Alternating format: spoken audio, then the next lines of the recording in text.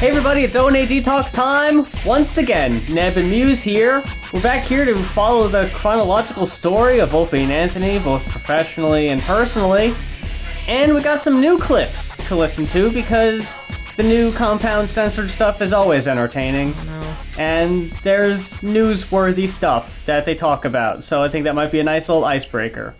So if you remember last time, we started talking about O&A arriving in New York in the first couple months on WNEW 102.7 FM. This time we're going to listen to a little bit more of late 98 and some very early January 99 when the boys decide to stop playing nice with the other DJs in the station. They're not worried or scared about losing their jobs anymore. They feel pretty confident in that they can do practically whatever they want, so they get a little more brazen. So we're going to listen to some of those clips. Be introduced to a few more characters that we'll be dealing with over the next few years. If there was a biopic about Opie and Anthony, who would play Opie and Anthony? Someone in the comments asked this before. Really? Yes. Was it me? No. I guess this is as good as time as any. Because you just painted a very visual, they just got to New York, and, just like... I mean, it could be like a Private Parts situation where Howard just dresses like he did when he was younger and plays himself. Yeah, I guess they could just play themselves. They wouldn't be on the film set together. You'd have to have them. At least one person would not be playing themselves. But at the same time, like, even if they were still friends or whatever, Howard Stern did Private Parts when he was still, like, a household name. He was still extremely relevant. Yeah, so, like... It makes sense that he would play himself, because he still looked what people expect him to. True. He didn't look like some, like, old guy. That is true. When Howard dresses like Howard in the early 80s, even though the movie came out in the late 90s, he was able to pull it off because he still looked vaguely the same. Yeah. I got a picture here that was used in some newspaper, I forget what, of O&A, fresh in New York, bright-eyed and bushy-tailed, sitting on the floor for some reason. Yeah. Anthony looks weird. He looks like he either did steroids or something. Like he's thicker than he was, but not in a I've gained weight kind of way, but like he's bulking up. And he doesn't seem like the kind of person who exercises a lot, so I don't know where that comes from. And Opie just kind of looks haggard. Don't you think she looks tired? Don't you think Ope looks tired, the Opester? I don't have a lot of love for Opie. Well, one of these days we'll talk about him. Unfortunately, this is kind of one-sided. It's just because Anthony's side is a lot more interesting. I feel like there's just more information about Anthony. Yeah, there's way more. Which is to his detriment. Yeah, he puts himself out there and he makes himself that much more of a target. And that's sort of what we have been, like, we were sort of just talking about how if you're not the kind of person that's, like, violent physically, but you want to fight back against that kind of violent rhetoric. Like, if someone's racist or whatever, you're gonna want to be unabashedly yourself. Like, if you're a black person, you're just gonna want to be boldly yourself as hard as you can. Right. Which is hard to do. You can't just, like, be violently yourself. Yeah. But you sort of want to be. Yeah. You sort of want to be like, no, literally, fuck you. Yeah. But we're heading back there to the compound censored sphere. Because Anthony's got some thoughts about Elon and Twitter. Oh, shit. For people who haven't been following us closely, which, I don't know, there's probably some people out there who haven't been, Elon Musk has taken over Twitter, and he's basically deciding how he's going to run the company via Twitter polls, gauging the audience reactions to, should I bring Trump back? What do you think? And then people voted, yeah, sure. So he did. And then Trump never used his Twitter account again. So after that Twitter poll, he presented another one saying, hey, should I grant amnesty to every page that was ever suspended on Twitter unless they've broken the law or were excessive spammers? And that vote won. And even as of today, someone from the Daily Stormer, someone who has violated the law and is a white supremacist and neo-Nazi, is back on Twitter. So I don't know how these rules work. But Anthony's take on this is interesting, and so is Gavin. So we'll hear what both of them have to think, and what they think their chances of being brought back are, how good of chances they have. Should Twitter offer general amnesty to suspended accounts, provided they have not broken the law or engaged in egregious spam? So It has nothing about offending anybody. It has nothing. It's breaking the law or spamming shit. If you think this is because Elon is this amazing free speech guy, and I think he is, I think he really does appreciate free speech. Bringing back canceled accounts that he knows are going to pay their $8 to get the check mark and be, there's going to be talk, there's going to be controversy. This is a perfect move for this guy. I think it's very funny that Anthony brings up specifically people that are willing to pay for check marks when Anthony paid for a check mark recently. We never talked about this on the show, but if you look at Opie's page and you click his check mark, he was grandfathered in as a prominent celebrity. But if you look at Anthony's and you click it, it says he bought the subscription. Oh, I didn't know you could click them. Yeah, that's how that works. So it lets you know who's paying to use Twitter when you look at someone who has like 200 followers and they have a fucking check mark. Yep. And then you see people who are established and credible sources or journalists and actually didn't have to pay for their check mark because they are who they say they are. Yeah. Not Anthony, who's on his page and his default picture is just him in the shadows and his display picture is relocation boss. No name attached, no nothing, but he's verified because people who know. I think you might be back, Gavin. Project Veritas people told me they have insiders at Twitter, and they said, we're bringing back 90% of the people, but the 5% on the right and the 5% on the left are never coming. And you're one of the 5, huh? According to the narrative, yeah. So Gavin is convinced that according to insider info he got from people at Project Veritas who have insiders at Twitter told him that 5% of the far left and 5% of the far right will not be brought back. It's interesting to bring up and talk about who Project Veritas is. Yeah, what the fuck is that? Gavin has it on good authority. He spoke to someone from Project Veritas, a group that is currently being investigated for how they acquired Biden's daughter's diary.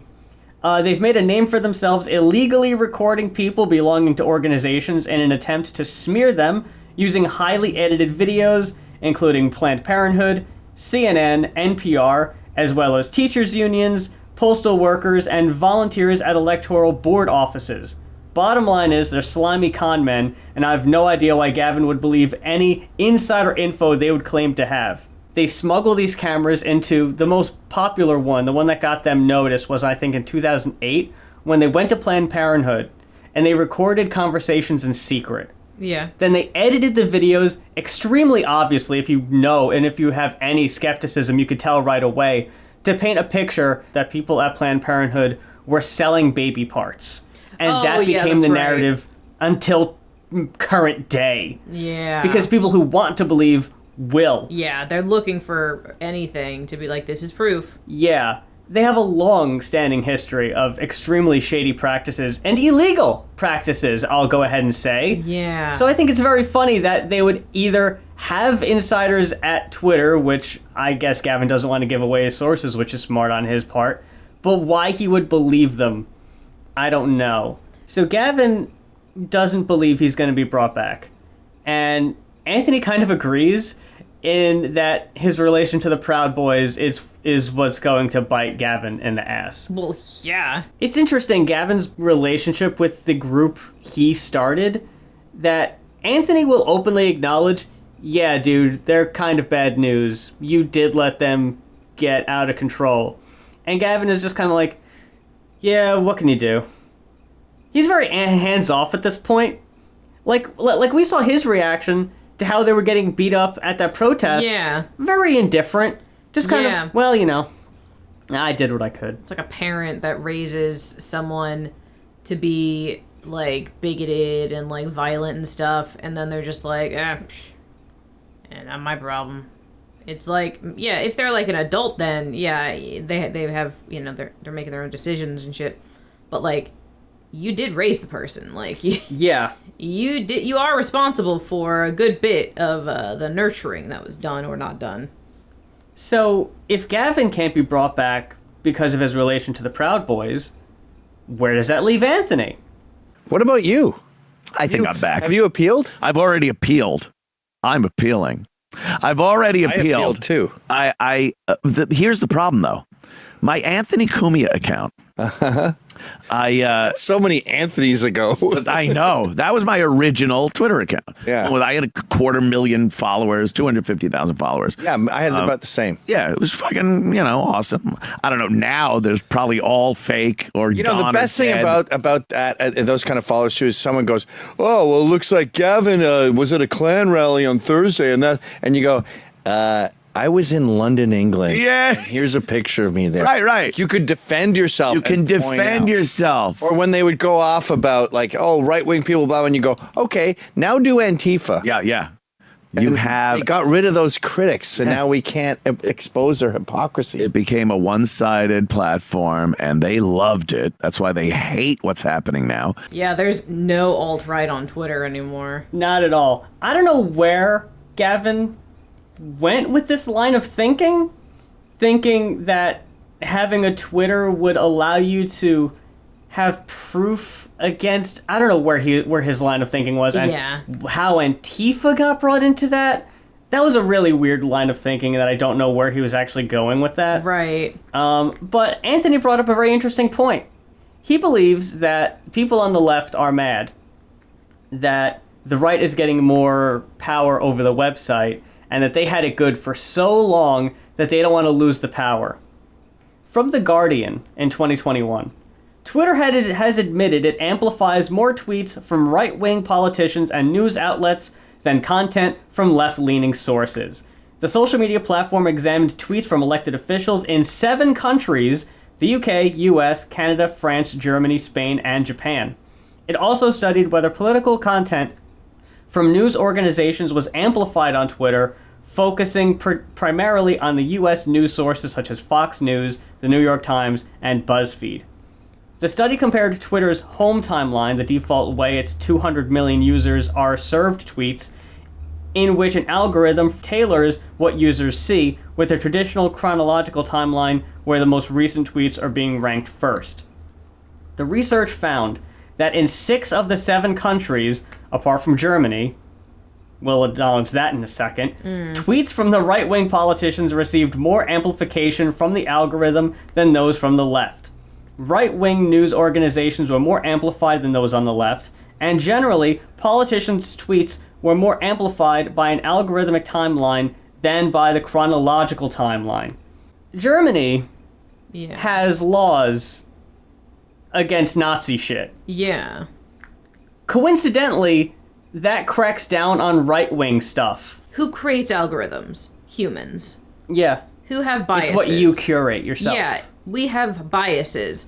And you can see it when it comes to not pushing, minority voices in even just, small Instagram circles and shit like that. I guess I don't really know how they would create the algorithm, but the biases would be, oh, fuck communism. Anything that's communist is bad. And it's just a lot of leftists have certain communist ideals. Right. And so, I hadn't even thought about that, how those algorithms would come into play to do that. I guess I sort of thought that humans had more of a hand in pushing certain media, but... Well, seeing as how I block just about every right-wing source and high-profile people, my timeline is extremely left-leaning because I made it that way. Yeah. But you need to put the legwork in. You need to make it that way.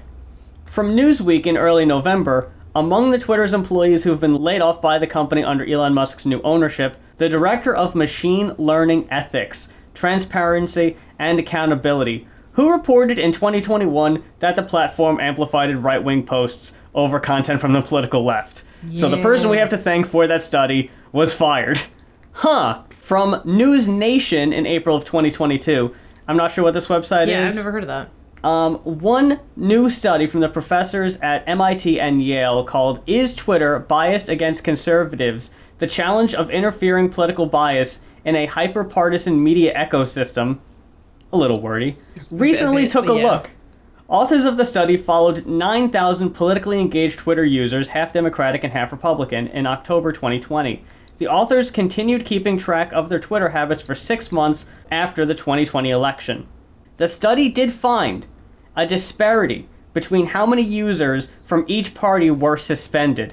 7.7 of the Democrats were suspended, compared to the 35.6% of Republicans. Republicans on Twitter, however, quote, shared substantially more news from misinformation, the study found. So more Republicans were violating terms of service. I think it's worth noting that since Twitter decided to get rid of the way to report misinformation as it deals with COVID information, it spiked already. Like, when did they take that away? This week, days ago. As soon as people could do it, they were doing that shit again. And gonna lead to who knows how many deaths because of this. Just misinformation and dishonesty. Probably try to sell shit. Yeah, that's what I was sort of thinking, because who is going to benefit most from misinformation? Ignoring science and ignoring agreed upon fact and ignoring laws that people... I have a lot of feelings about a lot of laws, but it's just funny that conservatives, of all people, tiptoe around what they consider legal. Yeah. You know? So it's like, yeah, who would benefit the most from confusion? And that's conservatives. Yeah. Because conservatives want to keep things the way they were and go back to the way things were. And the more confused people are, the less they can collaborate. Yep. And, cooperate. So, like you see it all the time with poor white people who are butting heads with poor everybody else. And they're like, no, we're way better than you because we're white, essentially. And it's like, think of it like this. We are all stomped on by billionaires. We're all under the boot of billionaires and this capitalistic system, and we always will be. Yeah. But when we're all hanging out at the bottom of this barrel, you're still at the top. We're still all scum to them, but you're still at the top. If we were to start cooperating more, which I think some people are, then yeah. But the confusion and misinformation really does benefit, like, the people in power. When you're someone like Alex Jones, and your target is to discredit the pharmaceutical industry, while there is valid criticism that you can make against the pharmaceutical industry as to how expensive shit is and how it's rigged from the beginning, the end game for Alex Jones is to sell his supplements. Distrust in the system, so you come to him as a name you can trust and buy shit from him. Yeah. When it comes to politicians, rich white people are always going to get the help they need. If you can disenfranchise poor minority groups that weren't going to vote for you and have them die because you don't give them the medicine they need, you're going to keep winning elections. Yeah. You don't give them the days off and times off to go voting because they have to work. It's all a power struggle at the end of the day where no one benefits but them. I've always hated how confusing so much of government is. Right. And I used to think that I'm just stupid. I just don't get it. But I feel like more as I get older, it's like, no, it's meant to be confusing. And honestly, there's less and less to understand. There's less to understand, yeah. You can understand it very simply when you realize just how deep the corruption is and how simple it is. It is so simple. It's very... I can draw a parallel between humans need food and water. And we have places to go for food and water. But we have so much choice about different brands saying, no, mine's the best. Yeah. No, ours is the best. No, this is the best one for this. And people like to point out, within a communist like society, so you just want one of it, like, it would just be you don't have any choice. You don't have any freedom. About free market. Yeah, free market and convoluting that with freedom. Yeah, it's like just because we have a whole fucking aisle of different cereals, different waters, different waters. That doesn't mean we have like free choice. It means that they realize that we get overwhelmed by choice, and they use that psychology against us. And the same thing is in politics. The same thing is in medicine. The same thing is in everything. And they'd rather us just stall out and not make a choice and go with like just something. And if everyone benefits then. You're in the cereal aisle and you see all those cereals and you realize it's all 4 brands. Anyway. Yeah. Yeah, It's they like make it it's seem gonna all like fall it's in- all so different. It's gonna fall into one of four buckets at the end of it anyway. Capitalists hate to simplify it like this, but it is just all capitalism. Yeah. It all just straight up runs on capitalism. Politics runs on capitalism. The pharmaceutical industry runs on like Alex Jones's shit. No, I'm gonna confuse you about this stuff so that you buy my stuff. And if you listen to enough Alex Jones, and I unfortunately do via by knowledge fight, Yeah. that oftentimes Alex will make an argument, and 99% of it you're like, okay, yeah, because he complains about billionaires all the time. Exactly. And yeah, that's true. But then at the very end of it, it shifts. That, oh, it's not these billionaires, it's these billionaires. Yeah. It's like, is there like a form of globalism elite? Yeah, there is. Not what Alex Jones is pushing, though. It's interesting. We got to get back to this one. But in another one that I didn't cut clips from, Anthony and Gavin are arguing over whether or not Kanye is right about things. Like It's a interesting. recent episode? Yeah, this was from, I think, the 30th. So just this past Wednesday. They're talking about Alex. They're not talking about Alex Jones. They're talking about Milo, Nick, and Ye being on Tim Pool's show. Yeah. And people saying, you guys need to get these people on your show. And they're like, yeah, no shit. If we could just make a phone call and get Ye on the show, we fucking would. It's not that easy. And I don't think Ye would, because he doesn't know who the fuck these people are. He might know who Gavin is. Welcome to the first episode of Saving Ye. I'm going to talk him off the ledge. Blacks are overrepresented in violent crime. But when you meet an individual black person, you don't apply that. You start with a fresh slate every time you meet someone. Do you do that with Jews? Nope. This intervention isn't going very well. He sure as fuck does know who Anthony is. And you're really going to sit there and try to watch Anthony act like he gives a fuck about Ye? That'd be interesting. But what it comes down to is Anthony and Gavin have a lengthy running in circles over and over again about who is truly fucking over Ye. Anthony is convinced it's Jewish people. Does any fucking liberal Karen or douchebag that you see walking down the street with the blue hair or good nose ring, are they the ones that are able to go, yeah, shut his fucking bank account down? People who have these abilities are liberal white elites.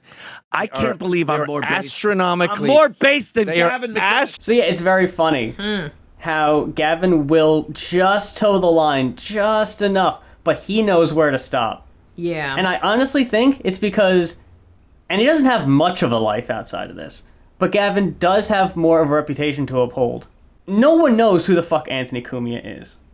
Outside his streaming shit, nobody knows who he is. Gavin is a bit more relevant, and I think he realizes that he does have a little bit of a reputation to protect. And Anthony doesn't care. He's balls to the wall, he doesn't give a fuck. But And wouldn't his reputation sort of like fit with anti-Semitism? yeah. So like that's interesting. Yeah, I mean, Gavin still, benefits from the same belief system. Yeah. So they were talking about if they actually had Ye on the show, Gavin would try to present some sort of pushback. He would agree to a certain extent, just far enough. And Anthony is like, that's not going to work. That's what Tim Pool tried to do, and Ye still walked out. So Anthony, he's not willing to agree with Ye to keep him there. He would just agree with Ye. He just happens to agree with him. It wouldn't be to try to keep him there. Yeah. They would just be palling around. So if you see the clips on Ye on even Alex Jones's show and how uncomfortable Alex was getting, and I mean, at the end of the day, fuck Alex. I want to put this out there, that he's just one in the long list of people using Ye for attention, and in this way, trying to come off looking better by comparison. Yeah. You wouldn't have that with Anthony. Anthony wouldn't be sitting over there laughing uncomfortably at the comments Ye's making about Hitler, because Anthony's made the same comments in jest on Sirius. Yeah. They would seriously go really well together. Ye would probably have the longest interview with Anthony because he'd never want to leave. It would just be it would be the same repetitive loop, the feed loop back and forth. I like this relocation, boss. I like it because it's me, but it's not me. Like my name isn't on it. Right. So if someone sees something really offensive and still doesn't know it's me, like I could say that. But are you worried about Garrett firing you? Yes. No, you know it goes beyond just what you're doing at the moment. It's your fucking... Like yesterday, I figured funny tweet. There was a robbery at a Little Caesars Pizza, and some black dude goes in with a gun and robs some employee for a couple of $100. And so I got a picture of the Little Caesars Pizza guy, and I just put instead of pizza, you know. That's not very subtle. I know. I don't think Godfrey's going to be very impressed with that. I didn't spell it out. I put okay. a couple of asterisks, you know. I wasn't going to like spell it out. But I thought it was funny, like pizza, whatever. How many times you got to repeat the joke? Yeah, whatever. He didn't get the laugh he wanted the first time around. There was serious confusion before Gavin left. I was like, what? People need to know that that's not a good joke. Yeah, That's a really shitty joke. Yeah. And honestly, if you look at Anthony's page, if you go on Relocation Boss, he's got himself a little catchphrase now. The letter F / the letter N. Oh, yeah, that's right. And it means effing N-words. Yeah. Just about every tweet of his has it in it. Man. Do you think anybody on Twitter has the username Anthony Comenia? If Anthony's smart, he would have grabbed that. But he's not that clever. I mean, listen to what he's tweeting. Yeah. He hadn't thought that through. We go a little bit further here, and we do eventually get to WNEW. We don't have too much left. Mm-hmm. Anthony talking more about his Relocation Boss Twitter and why he prefers it over his Anthony Cumia page. I don't think I would do that if my name was on it. Yeah. There's still, even though a lot of people know who it is, there's still this anonymity with people that don't know who I am. It's funny hearing him in his 90s realizing what 13-year-olds have known all along. Yeah. That nobody knows this is me on the internet. I can say anything I want. I can be so controversial. So edgy. Nobody knows it's me. I can run into a lobby right now and scream the N-word and like all the slurs, and like no one's gonna do anything. It took Anthony, what, 6, 7 60 Twitter years. accounts? Yeah, to realize this? But if my name is right on it, they'll go, oh, that's Anthony Cumia. And then they could look shit up and say, I could deny that Relocation Boss is me. Well, not now that we have this tape. Oh, but it's not me. I was lying the whole time. Oh, I see. Obviously, it's not me. Yeah. That's been the running joke. Have you noticed with young people, too, they're like, so have you looked into getting your Twitter back? And you're like, I'm 53. Yeah. Anthony's fake laugh at the end there. Ha ha ha, yeah. How silly is it? Someone in their 50s being so obsessed with Twitter. Anthony tweets every couple fucking minutes. It's all day. It's all he does. I'm just sitting here like, every once in a while it seems like Gavin is just like sitting across the table and Anthony just like, hey, I'm better than you. Yeah. And I'm just like, why are you friends? I really don't understand their dynamic. Yeah, like Gavin so often just seems like, I'm just better than you. He shits on Anthony subconsciously all the damn time. Yeah. I didn't leave this in because it's whatever, but Anthony can't help himself. Brings up Opie. Out of the fucking blue. Mentions a point how Opie started his Twitter account before Anthony, before Jimmy. Back in the day. Yeah. And that was kind of an angle he brought to the show of, I can talk about things I saw on Twitter, I can talk about my interactions on Twitter. And then, because it was a social media platform that was blowing up, naturally, Anthony and Jimmy got their own. So Anthony plugs it on the show and he's talking. And Opie pulls him aside after the show and goes, hey, you know, I kind of thought the Twitter thing was my bit. And Anthony's complaining about, like, what? How many people are on Twitter right now? 300 million people. I don't know when they were talking about this. It probably wasn't nearly that number at the time. Yeah. And yeah, I do agree. It is a bit silly for Opie to have taken that stance. That doesn't really make a whole lot of sense. Mm-hmm. But to see how Gavin reacts every time Anthony brings up Opie, it's subtle. But you really can't tell. Gavin is like, why the fuck are we talking about him? Why are we talking Who about your ex? cares? Yeah, and it's Don't funny. talk about your ex with me. That's weird. That is the point of view. But Anthony will all the time explicitly, literally, refer to Opie as treating their relationship like a relationship. Opie would mention all these things about, like, we didn't hang out enough, we didn't do all this, and it was like, he just sounds like a bitch, like a slighted girlfriend or whatever. And it's like, Friendships are relationships. Anthony seriously, I mean, it's worth looking into. The things Anthony thought were, like, haha, gay about Opie were seriously just how friends interact. Yeah. And you can tell he just doesn't understand how friendships work. Yeah. It would be sad if it would wasn't be sad- Anthony, and if I didn't give a fuck about Yeah. him. If y'all didn't know, Trump announced he's running in 2024. Whoa! Running where? And what you may have also noticed, his reaction has been a bit lukewarm. Anthony is trying his best not to formulate his own opinion on Trump's speech based on who he was watching that night, but as we know, Anthony, as often as he can, watches Nick Fuentes' stream. Yeah. Nick Fuentes was live streaming during the Trump election announcement, and Anthony talks about Nick's reaction to it, which is good, so I don't have to watch it. Yeah. So I was watching it last night on Nick Fuentes' show. So I heard Nick chiming in. And he was just disgusted. I mean, disgusted with it. Really? Fuck this. Oh, God, shut up. What are you saying? But he was psyched at first when he first came on. But it degenerated really quickly.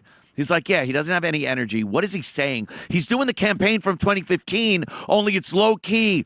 And he's not calling out the election. He's not calling out fucking, all these things. And I'm like, all right, I kind of agree with some of what he's saying. And they had a guest on that said, look, he can't just be that guy again. He's got to kind of pull it back a little bit. And to that, my answer is, it doesn't matter what he does. Correct. They're going to call him racist, sexist, monster, criminal. All that shit doesn't go away because he's talking like this now. He's so low key, and he's not putting names on people, and he's not. Doesn't matter. I mean, yeah, you're right. Everyone was so gung ho when he was running in the 2015 and everything, and he was in office. Everyone was like, "Yeah, oh, this is it, man!" But he made everyone look bad, Yeah. and now they've got to pull it back a little bit. Like, conservatives can do the long con. We don't agree with this extremist. No. As a matter of fact, we disagree with this extremist. Whoa. We don't agree with, like, the left extremists either, of course. No. Or even the moderates. Or even the moderates. Like, we're just common sense Republicans, and like, we just want America to be good again. Not great. Not great. That's all. I'll settle for okay. Yeah, but that's seriously, like, goodness. The word "good" being like a spectrumed word. It's like, yeah, America. We can't make America great, quote great again, because that's too far. We could try for normal.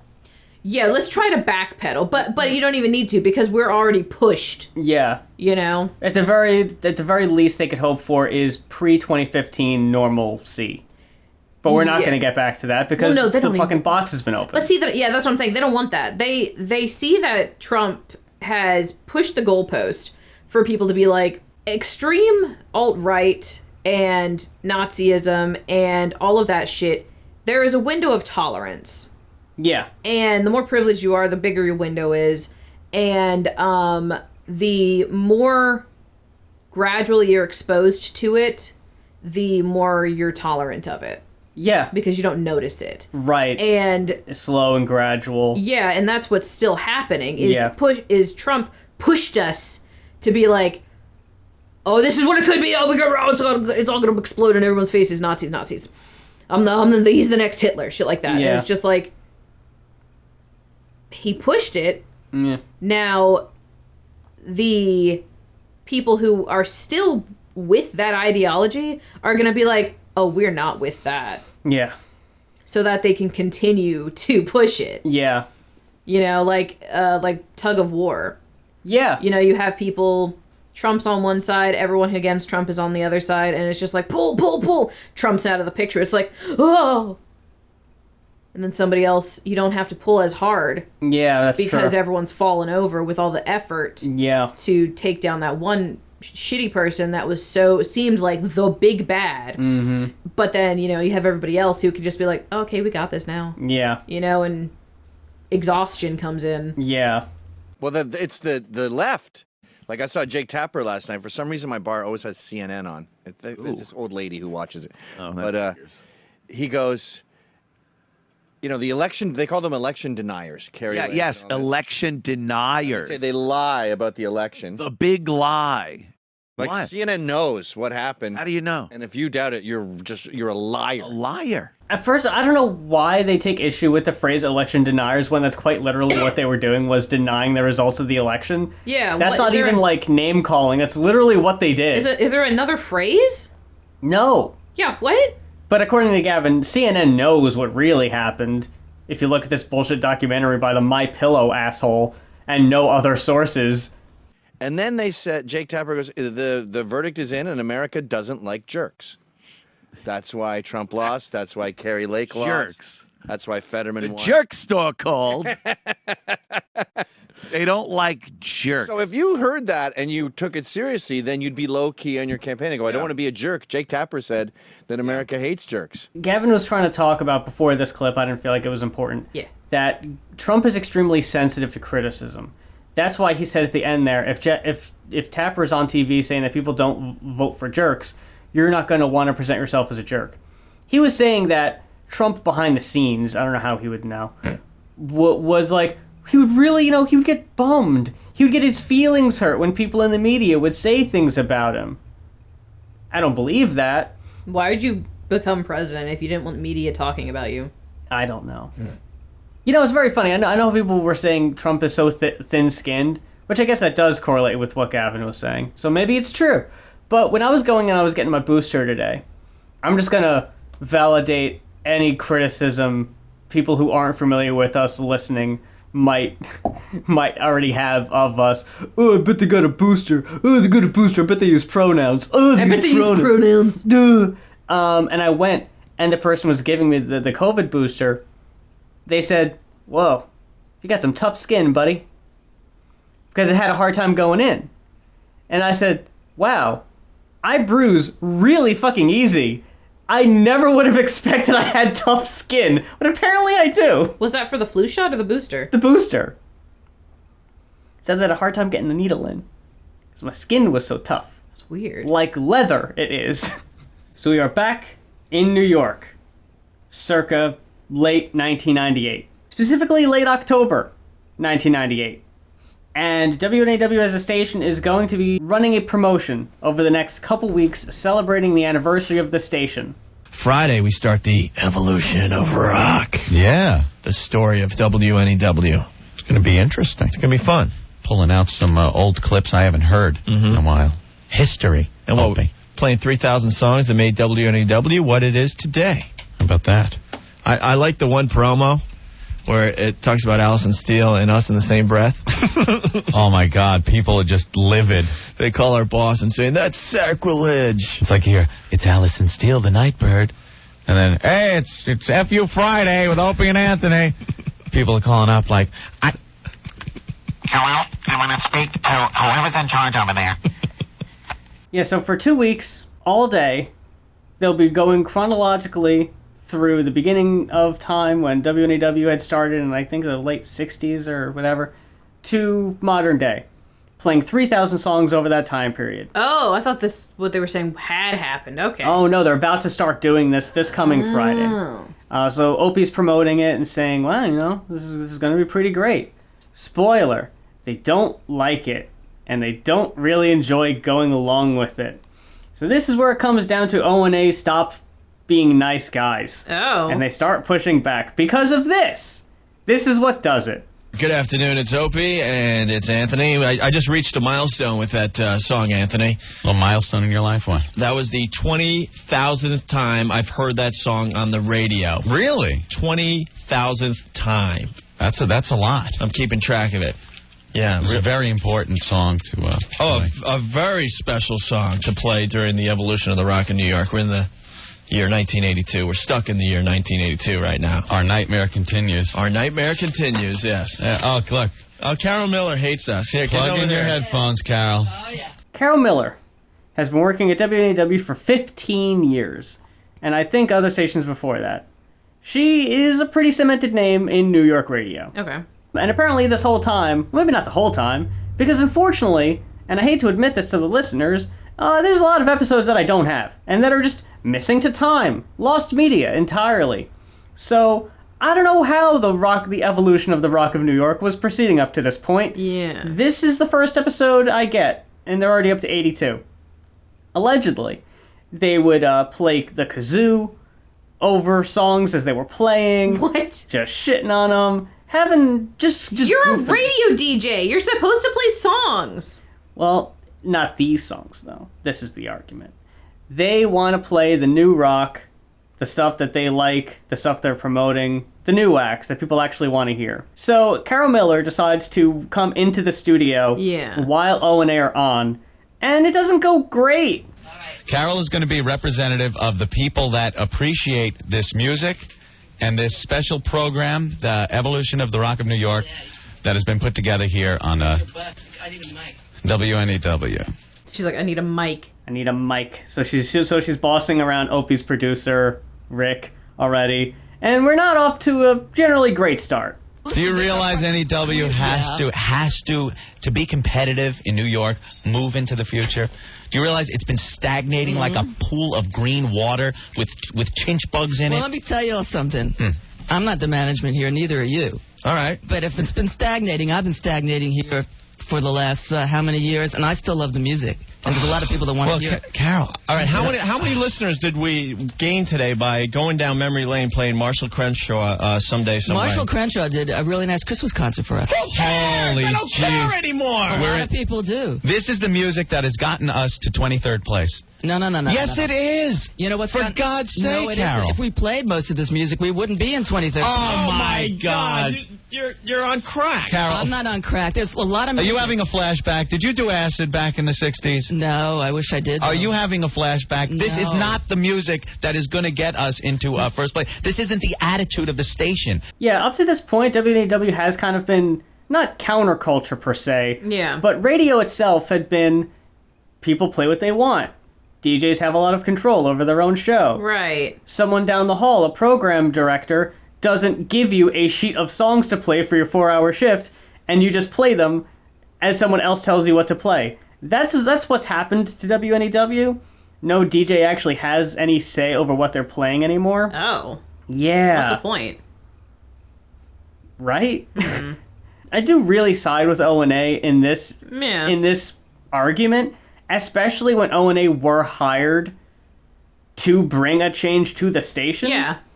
The station manager told them that it was supposed to be a 3-phase process. The first phase was to basically scare off anybody that doesn't like the show. If they don't like the show, they can leave. Yeah. Phase 2 is to attract new listeners who do like the show. Mm-hmm. Phase 3, I guess, because I don't think the station manager stays there for much longer, so I don't know what Phase 3 is supposed to be, but I assume it's keep them. Well, yeah, ideally. Ideally, it is to keep them. So O&A's argument here is, for the past few months, their whole thing was, we're trying to further an argument, an attitude of this station. Our attitude, this new rock, and this promotion is counterintuitive. Basically undoing all the change we've tried to do up to this point. Yeah, how many weeks was a few weeks? 2 weeks. Ugh. 2 weeks of throwback shit. And right when, last time we had listened, the book had come out and they said they were in last place, a write-up in the newspaper was calling them a classic rock station. And all day, Opie took such issue with this, saying, like, we're not a classic rock station. We're playing Creed. We're playing Goo Goo Dolls. We're playing all these new acts. We're not a classic rock station. But they're still playing a lot of Zeppelin. They're still playing a lot of Doors. They're still playing a lot of Beatles. You gotta stay on brand. It's like a 70-30 mix, classic rock. And from what I can tell, because I don't have any audio from the other shows, O&A are really the main people pushing the new rock. What? If I play my CDs for a month and you yak for a month and play yours, I bet you go down to 25th. No, I don't think so. I don't think so. Oh, no. I would like that bet. No, listen, seriously, guys, I love you. But If you're brave enough, resign, take all the CDs, and trust me, there's so many radio stations in New York. Someone will pick you up. Let me tell you all something. You can take all these CDs and play them and see what happens. This is where Opie starts to lose me. He pushes this constantly and he keeps repeating himself. He wants Carol Miller to quit and leave this day. She's not going to do that. No. She's not going to resign. No, I'm not going to resign. You could have all these CDs and resign. No, you can have these microphones and resign. You would have the best CD collection in the history of wait. mankind. You know, actually, we do here at WNEW, and that's why we're playing it for you. Oh my God! The company line. This is my music, man. Don't mess with my music. Well, no, it's pathetic. There's not. Yeah. Me and Anthony and I are the only ones brave enough to stick up to the fact that this special sucks. That's it. Well, maybe we'll go on the one record. Other person down the hall will come in here and admit to us live on the air that this special sucks. I understand people put hard work into this. I'm not taking away from that. But the hard work went into Pauly Shore movies too. Okay. Did it? That's the devil's advocate that Anthony is willing to make. I think it's very interesting and worth pointing out here that Opie is way more confrontational than Anthony is. Well, I feel like the same could be said now. That Opie is way more confrontational than Anthony? Yeah. Really? Think so? Well, yeah. Without anonymity, Anthony's not confrontational at all. That is true. He says that he got the shit beat out of him by some woman on the streets. That's true. I don't think anything really happened, honestly. Yeah, he probably just got yelled at, maybe. Yeah. At the most. Yeah. Guys didn't come over and join in to beat him up. Yeah, like, name one time that Anthony has actually been confrontational. In my experience listening, Opie has been consistently the one who will get into the arguments, get into the fights, and Anthony will throw in some shots here and there. And like he's here. the hype man. Yeah. But he's not the one actually getting his hands dirty. He's, without anonymity, he's just too scared. Anthony is a very scared guy. It's weird that behind the paywall of Compound Media, he'll say the N-word. Yeah. But on Twitter, even behind anonymity, he won't. He won't, He bleeps it out. Yeah. I'm not going to play the clip, but they talk about when the last time WNEW had good ratings, and Carol admits the best ratings book was in 85. Which I don't know why she says it so proudly, too. That's fucking awful. Maybe she had, like, a hand in it or something. Maybe.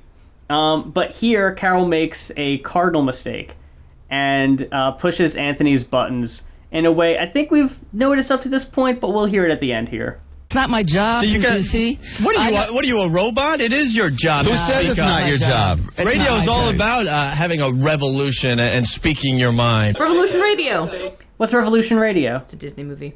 Oh! Is Opie in it? May as well been. Yeah. As much as Opie likes to rollerblade in the park, you'd think he'd be in the movie rollerblading? Shredding, tearing it just up? in the background at the quad.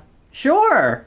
Station, as long as they tell you that it's a kick-ass rock station. Hey, listen. That's somewhere along the line, a bunch of suits got together and shut all you guys up, and you guys aren't brave enough to come on the radio and have a new revolution. You talk all fond about the days where you were able to play your own music and do what you wanted and groove the way you wanted to, and then, like Ope said, the suits came in, told you couldn't do it anymore, and you shut up. And you shut up. And the second now people are talking, me and Ope, we're talking, we're speaking our mind, and now we're the assholes? Well, if you had some education to back up the mind that you were speaking with, it might be useful. What education, Carol? I'll challenge you on anything. Hypocrisy. Take your degrees and shove it up your shove ass, them, and then you Carol. can take an enema and clear out your ass. That's why I brought you an enema, okay? Carol, I love these people. Carol, you need degrees to know anything. Anybody who didn't go to college are all a bunch of jerks as far as Carol's concerned. Oh, I didn't say Carol, that. the offer is here. If you insult Anthony's intelligence, he gets angry. That's when he decides to push back, of like even insinuating that Anthony doesn't know what he's talking about. He gets a little upset. But it's funny because he doesn't. He really doesn't. I like how Opie is sitting there going, radio's all about a revolution. All the suits came in here. And then Anthony's there, having been in radio for like 3 years. Having won a contest and got onto the radio station. He won a contest. Yeah. He's still got the dirt from addicts on his pants. And meanwhile, Opie's there, actually having been doing radio since college. Yeah. He does know what he's saying, yeah, but the second a stray bullet clips Anthony, he turns into a rabid dog. Like, what? Saying I don't know shit. Yeah, but it's true. So yeah. So here's where it finally culminates, and Carol gets kicked out of the studio. Rick, take her headphones off. Bye. No. I take them off myself. Bye. Don't lay a finger on me. Don't. Just leave. It's our show. We don't want you on anymore. I'm turning your mic off. Bye. You've made your point. You're powerful. Turn it off, baby. Bye. Wow. Bye. Bye. Leave. It's our show. Leave. All right, fine. We'll just sit here. You can't just sit here. I'll sit here. What's up next, though? I don't know. Oh, look, Scott Herman. Our big boss just walked in. Hey, Scott. Oh, he's got his baseball bat with him. Oh, my God. I was actually holding the bat before. Oh, you were? Whew. Well, so how are you enjoying? How's the special going? It's going great. Yeah, we're really enjoying ourselves. So what are we up to? What year? I think we're up to 1864. I'll turn off the mic when she leaves because I don't want to talk to her anymore. It's all right. Go sulk in your corner. Whatever. Whatever. You got me. It hurts. Out. Bye-bye. All right. Okay, can we move on with our show now? Let's go. All right. On the way, we got more great rock from the year 1982. Actually, Judas Priest. I like Judas Priest. Yeah. And I like The Who. Belief was that O&A were going to get fired after this. you're gonna get killed. They're going to get killed. Yeah, apparently broken. Apparently the boss would just have a baseball bat in his office, and he would kind of like fiddle with it, and he was like just kind of playing with it, and he heard what was happening because program directors and station managers always have the station on to see what's going on. Yeah. Decides to come on down the hall. Oh fuck, these jocks are literally fighting in the studio over this shit. I got fucking PTSD to when I was doing radio in high school. Oh no. And oh god, one of these days a fucking episode is just gonna be fucking listening to that shit. Oh no. And how I so desperately wanted my show to be O&A. And a lot of the attitude is very similar. Oh, I see that now, actually. Oh, yeah. it's so embarrassing. But every so often, the teacher who was in charge of the program would leave the classroom, come in, and in the background you'd hear, "Move on." And I was okay. And I would just play some music, and I would get chastised during the commercial break. Oh shit. And I'd come back, and maybe in the minute or two before I knew he could get back to his classroom, maybe try to act bad, maybe try to act a little big, maybe Holy like, shit. But then as soon as I knew he would get there, I was like, okay, I'll, Oh my god, the bad bean of radio. So as someone who doesn't like confrontation or chastising, how did that feel? Oh, I hated it. Yeah. I fucking hated it. Ugh. Yeah, it was not fun. How did you get from doing it as a class? No, doing it was as an after-school curricular activity. Yeah, how did you go from signing up for it to I'm gonna be naughty, How did you get cocky? Well, I'm not gonna put his shit on fucking Front Street here, but I'm not saying his name or anything. Yeah. The conversations we would have, he was kind of a dick. Yeah. Like, he said racist shit to me. Like when Left Eye from TLC passed away, he called her like a crackhead, and it was just like, fuck? Yeah, like he had he was a peripheral friend with John Boy and Billy back in the day. Oh. Yeah, who are in their own way kind of not a shock jock show, unless you don't find homophobia and passive racism as edgy. Yeah, they're country crock jock. Yeah, they're perfect in that they're margarine. Yeah. And Stu Pickles is on their show. Yeah. R.I.P. So yeah, maybe I just kind of felt like, we can get away with this shit because, but he didn't like O&A. He thought they were, disgusting and rude and all these things. So yeah, maybe at some points I just wasn't sure where the line was. Yeah, that makes sense. But yeah, sometimes I would just like straight up lift bits from O&A's show. Huh. And yeah, you listen back and I have no idea how I thought any of that shit was okay. Like some of the language I was using is like, what the fuck are you doing? Yeah. Like maybe also I thought because it was after school, who's gonna hear this? Like you could only hear the station within about a mile radius of the school because it was on an AM station. Oh. But it broadcasted on the short circuit TVs, like when you would go to the news and announcements. Yeah. The radio station would play over that TV station. So you could hear it there, and within a mile of the station, you could pick it up on your cars. So I wasn't too worried about anybody hearing it. Because who's sitting in classrooms after school, unless you're like in a club, and what are the odds are you're going to have the TV on set to the school's TV station? Like, if anyone's curious about this, I do go into more depth about it on the history of the channel video I have on YouTube. Yeah. I kind of talk more about that there, and how like making videos for Ron and Fez was like the earliest like production, and how that kind of like posting videos on MySpace until YouTube became a thing. Oh, yeah. So talking about evolution, the boys have got a weekly bit. And I think you may have heard about it. Oh, no. There's a special day of the week that we can finally let loose a little bit, have some fun. They got a bit on Tuesday. No, what? Yeah, sorry. I didn't mean to get anyone's hopes up. Wednesday doesn't become a factor for a little while. Okay. Wednesday, Whip 'em Out Wednesday. With the Whip 'em Out Wednesday promotion, which they did do in Boston. And they got in a little bit of trouble over. Basically because people thought it could endanger drivers. But now, we're in the fall-winter months. You don't want people flashing, it's too cold. So, I don't think that starts until summer of the next year of 99. Oh, so it's Tits Out Tuesdays. No. Okay, it's very different. It's Mammaries Out Mondays. It has nothing to do with the chest. Thongs Out Thursdays. Oh! It's a lot less interesting than you think. Is it Farts Out Fridays? It's Tuesday! Let me finish. Is it Sausage Out Saturdays? Okay, final one. No. Is it Sunken Ship Search Sundays? I'd watch that. I know you would. Well, allow the boys to explain. Opie came up with an idea, a brainstorm last night. Brainstormed a little bit, and we came up with the concept, the Tuesday Night Hummer Club. If you come up with a better name for this, we'll definitely accept it, because we like... No one does, and they don't. But what happened is, the day before on the show, they took all these phone calls from people who are in married couples, and just how the relationship had, the passion isn't there. We're just not, we're not as amorous with each other. We don't have sex as much. So Opie decides to come up with this clip, or this bit, I guess, the Tuesday Night Hummer Club. And he explains a little bit more here. Because we like to get the people involved with our show. 212-957-WNEW is the fax line.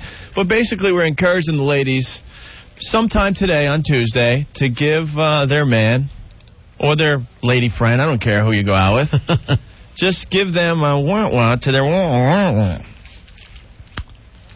The Hummer Club. The Hummer Club. Give your guy a blowjob on Tuesdays, and you're both members of the club. And to their credit, you did make a comment about being progressive. They do encourage reciprocation. So it doesn't just go one way. Oh, so do they say, like, boyfriends give your boyfriends? No! Oh, okay. No. So they encourage, like, oh, yeah, I'm going to eat you out. Yeah! It never happens, though. Wow. If you listen to O&A, you don't go down on women. Oh.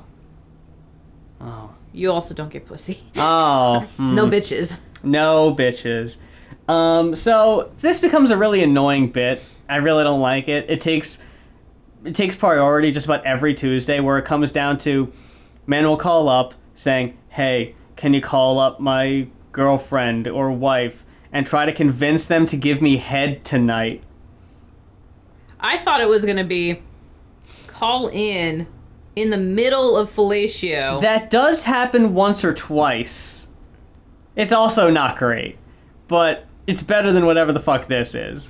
So now, put on the spot, these women have to just lie, probably, and say, oh yeah, for sure. Don't worry about it. And they're like, hey, well, we got him on the line, so if you two want to talk a little bit, and they're like, oh, see you tonight, honey. It's... She's just like, it's so boring. Did you drink the pineapple juice I got you? Please, for the love of God. hate pineapple juice. Well, it's gross. And I'm like, you drink pina coladas, but it's different. Did you? I literally saw you eat a bucket of asparagus this morning. A bucket. I love asparagus, baby. You know this. Now you literally don't know how to wash your dick. You're not supposed to. It washes itself. You're thinking of vaginas. You're thinking of a washing machine. You're thinking of soap. No, that's different too. So, this is a very interesting segment. I'll preface it with this. Christina Morrison, Gallery Magazine's Girl Next Door of the Year, is in studio. The magazine would choose a photo sent in by amateurs to present as the Girl Next Door of the month, and Christina was chosen as the best of the year. How old is she? I don't know. Oh, okay. Old enough. Old enough. They admit they don't usually have attractive women and models in the studio, which is evident by how they interact with Christina. No. Despite how debaucherous their WAAF show was in Boston, they're in a new town and have been keeping the show relatively tame so far. Opie jokes about how the women that usually show up in the magazine look like housewives that watch Rosie O'Donnell, to no laughs. Christine admits the original photos were taken by an ex-boyfriend she doesn't want to talk about. The boys quickly run out of stuff to talk about and notice a tattoo, so they desperately hope that this will give them something to talk about. What's on your arm? That's an old tattoo. Wow! You're a wild girl. Is it his name? No. Oh, what is it up? Yeah. And why is it an old I'd rather tattoo? not say, but I have another one. Here, check this out. All right. Oh, yeah. Yay. Oh, that's cute. What is it? It's a Grateful Dead bear. Yeah, I know. I didn't expect it to be on your ankle, though. Any piercings we should know about? Oh, no. No? All right. Why the Got Milk t-shirt? Got any? Loaded question. All right. Well, if you want to go down that road, have you heard about our Tuesday Night Hummer Club yet? I don't know how that's a progression to that, but do you just hear Opie's "What's the Got Milk" t-shirt? I love the energy of this woman. Yeah. Just like, well, do you have milk? And they're just like, do you suck dick? they're like, have you heard about our Tuesday Night Hummer Club? No. I'm not from here. You're not from here? Would you like to be a member? We induct new members every Tuesday night. It doesn't have to be with us. I'm just saying in general. Well, our club is we encourage the ladies to give their man some oral stimulation on Tuesday. On Tuesdays. Oh. Because guys, you know, they have such a hard time asking, and, you know, sometimes after a while in a relationship, it just kind of goes to the wayside. guys have such a hard time asking, so they just like coerce you through a radio station call instead. So then you have like people pushing you to do the thing you already don't really want to do. Her whole just so what the fuck is Like, happening? What a pathetic show that I am on right now. What is happening? And Anthony's, you know how it is, because his marriage life is in fucking shambles. I'm sure their communication is just fantastic. I think it's funny how the burden is on the woman in the relationship, of course. And it's like, you know, guys, they hate asking. It's like, you should fucking get over that then. Yeah. Just fucking ask. Yeah. Use your words. You're a big boy. Right. In theory. In theory. You know how it is. Nice. I hope, right? You know how it is, right? She's like, for the love of God, get me out of here. What happened? So what does Dad think of your posing? Oh, he loves it. Does he? Yes. What about now? There's a surprise. He is all for it. Does he bring the pictures into work and brag to all his friends? No, actually, he's got my July issue, and I have it framed. He's got it framed, and it's taped. Mm-hmm. And it says, to Dad, Love Bean. That's my nickname. And he takes it to work and everything, and he's got it taped so nobody can open it up and look at it. So. Oh. But he loves it. All right. Like they wouldn't just go out and buy it anyway. No. Well, without saying where he works, what does he work? What does he do for a living? He inspects tanks for John Deere. Oh, yeah? He works at a factory. And so there's all these guys, you know. Oh, yeah. They would love to check out the magazine. I'm sure they got their own copy at home. You know that the pictures just end up on the wall, taped to the job. It's like, you know, there's the assembly line moving through, and there's your pictures on every piece going through. Oh. All right. Well, this was. And what do you do for a living? Like, I want to pause it because of that specifically. I don't want that to be missed. Anthony's going for something. Yeah. I want you to hear Opie here. oh. All right. Well, this was. And what do you do for a living? Like, He just wants out. He goes, well, all right. This was, and Anthony keeps actually asking questions, engaging with the guest. I still have trouble discerning whose voice is whose. So, okay. Oh, okay. what do you do for a living? Like, what's your when Well, you're I not naked? I just finished one. I think you should be naked full time. Don't get me wrong. Oh, okay. Believe me. Yeah, that was a compliment. I just finished 1 year of college for accounting. Accounting. Yes. It's not very exciting. And I work at a lingerie store back home. That figures. Okay, I can buy that. What model? No, I'm sales and bookkeeper there. All right. Are they insane? They should get you in the window, like as a display. No. No. Wow. Okay. All right, Christina. Well, I think she should have won too. Yes. You had my vote. Opie desperately wants out. Props to Anthony, which feels weird, for actually engaging with the guest, asking questions, and carrying on the a show. Yeah, carrying the fucking show. Opie just wants the segment to be over. I wonder, I have this visual in my head. I wonder if his girlfriend was there. Or wife or whatever, whoever she was. Sandy. I wonder if she was there and she's just like, arms crossed, just looking at him like, you don't even talk to her. So Christina leaves. Now Opie decides to fucking have a backbone.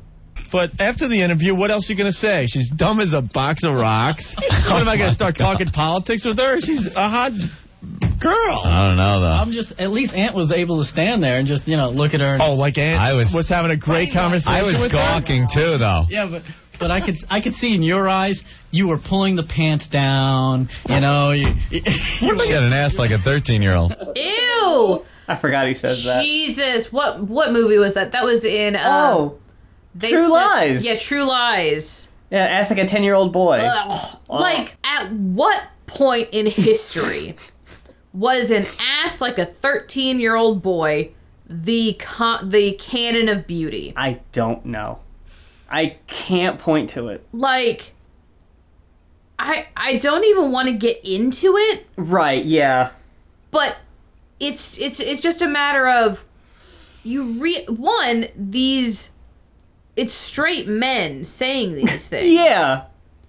So, like... Theoretically, straight men who are into adult women. What, no body fat? Because, little boys tend to be skinny, so it's like, okay, I don't understand. It is very weird, because a video that just got posted to the Compound Censored Clips was a video called What Makes Women Attractive? And it's Anthony and Gavin talking about what is attractive in a woman. And they were saying, if you like women with washboard abs and muscles, you're gay. Because you want to fuck dudes. And that women with curves and something to hold on to is more attractive. Maybe Anthony's views changed over the last 20 whatever years. I mean, as the canon of beauty changes, that's true. People's opinion changes. Opie in 98 was shitting on Jennifer Lopez because her ass was too big. Yeah, exactly. And if you look back now... Yeah, it was such a thing that J-Lo had such a big ass. And it's just like... I guess compared to the average... Compared to the canon of beauty. Compared to the magazine that were covers. presented, yeah. Yeah, and I guess that's the thing. Like, little kids tend to just they're just little kids. They don't have stuff going on, which makes sense. And so to compare it to that, it's like, so you don't want anything going on. Yeah, just nothing. And it's like, it doesn't mean like you're like not attractive if you happen to look like have a younger looking body or whatever, but it's just like, why is that specific age and gender? So this conversation between O and A, still about Christina, goes in a weird direction, and Opie gets a bit defensive in this clip. It's interesting. They almost have a mini argument. But she wouldn't get naked.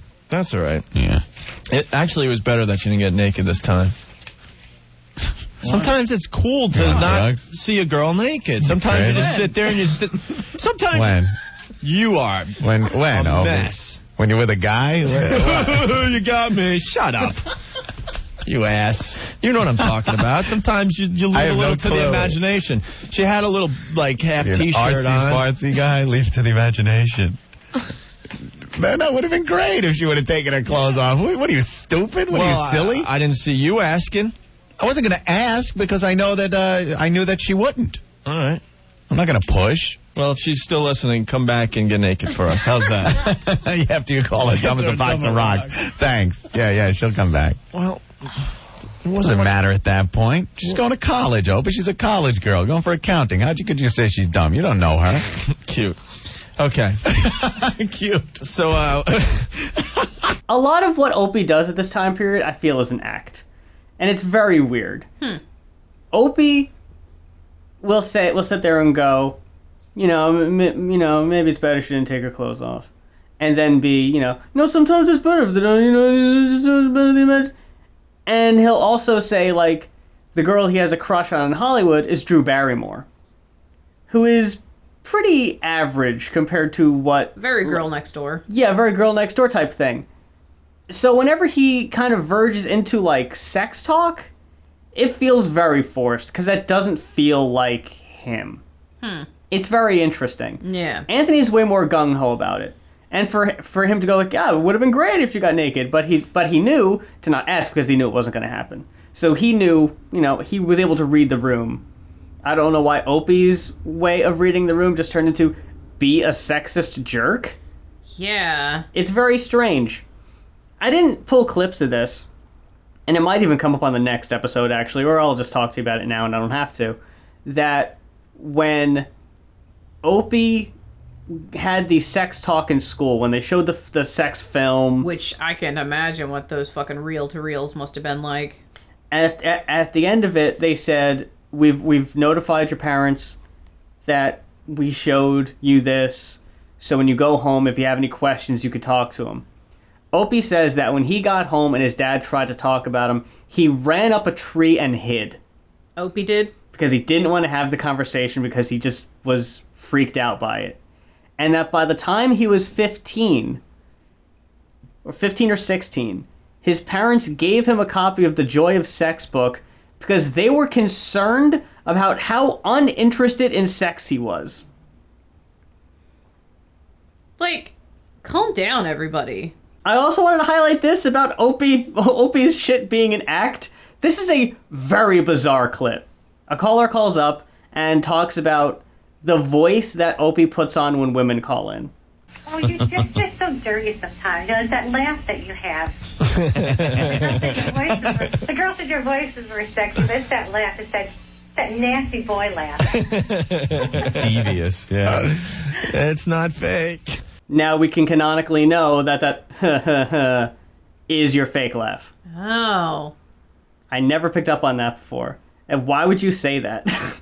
Weird. That's an odd thing to admit. We don't talk about the Tuesday Night Hummer Club enough these days.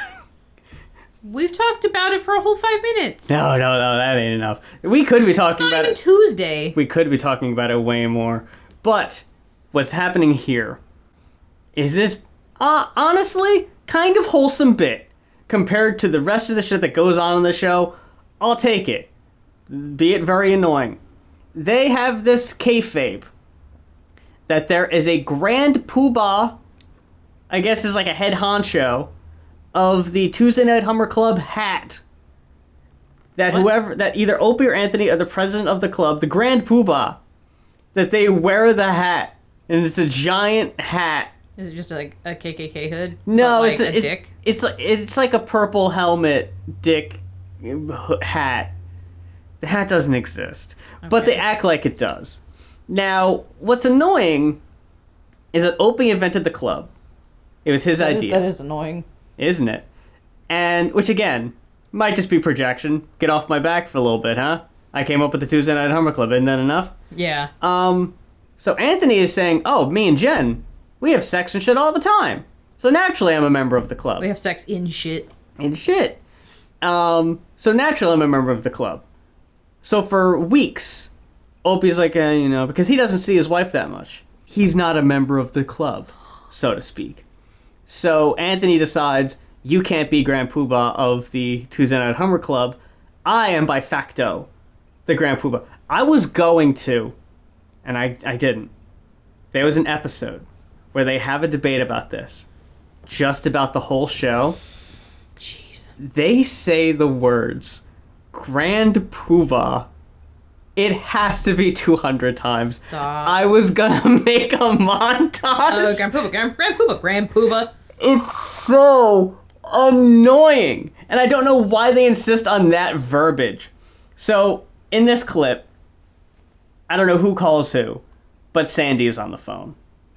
Sweetie. Hi. Oh, did you hear what happened? No, what? I'm not the Grand Poobah of the Tuesday Night Hummer Club anymore.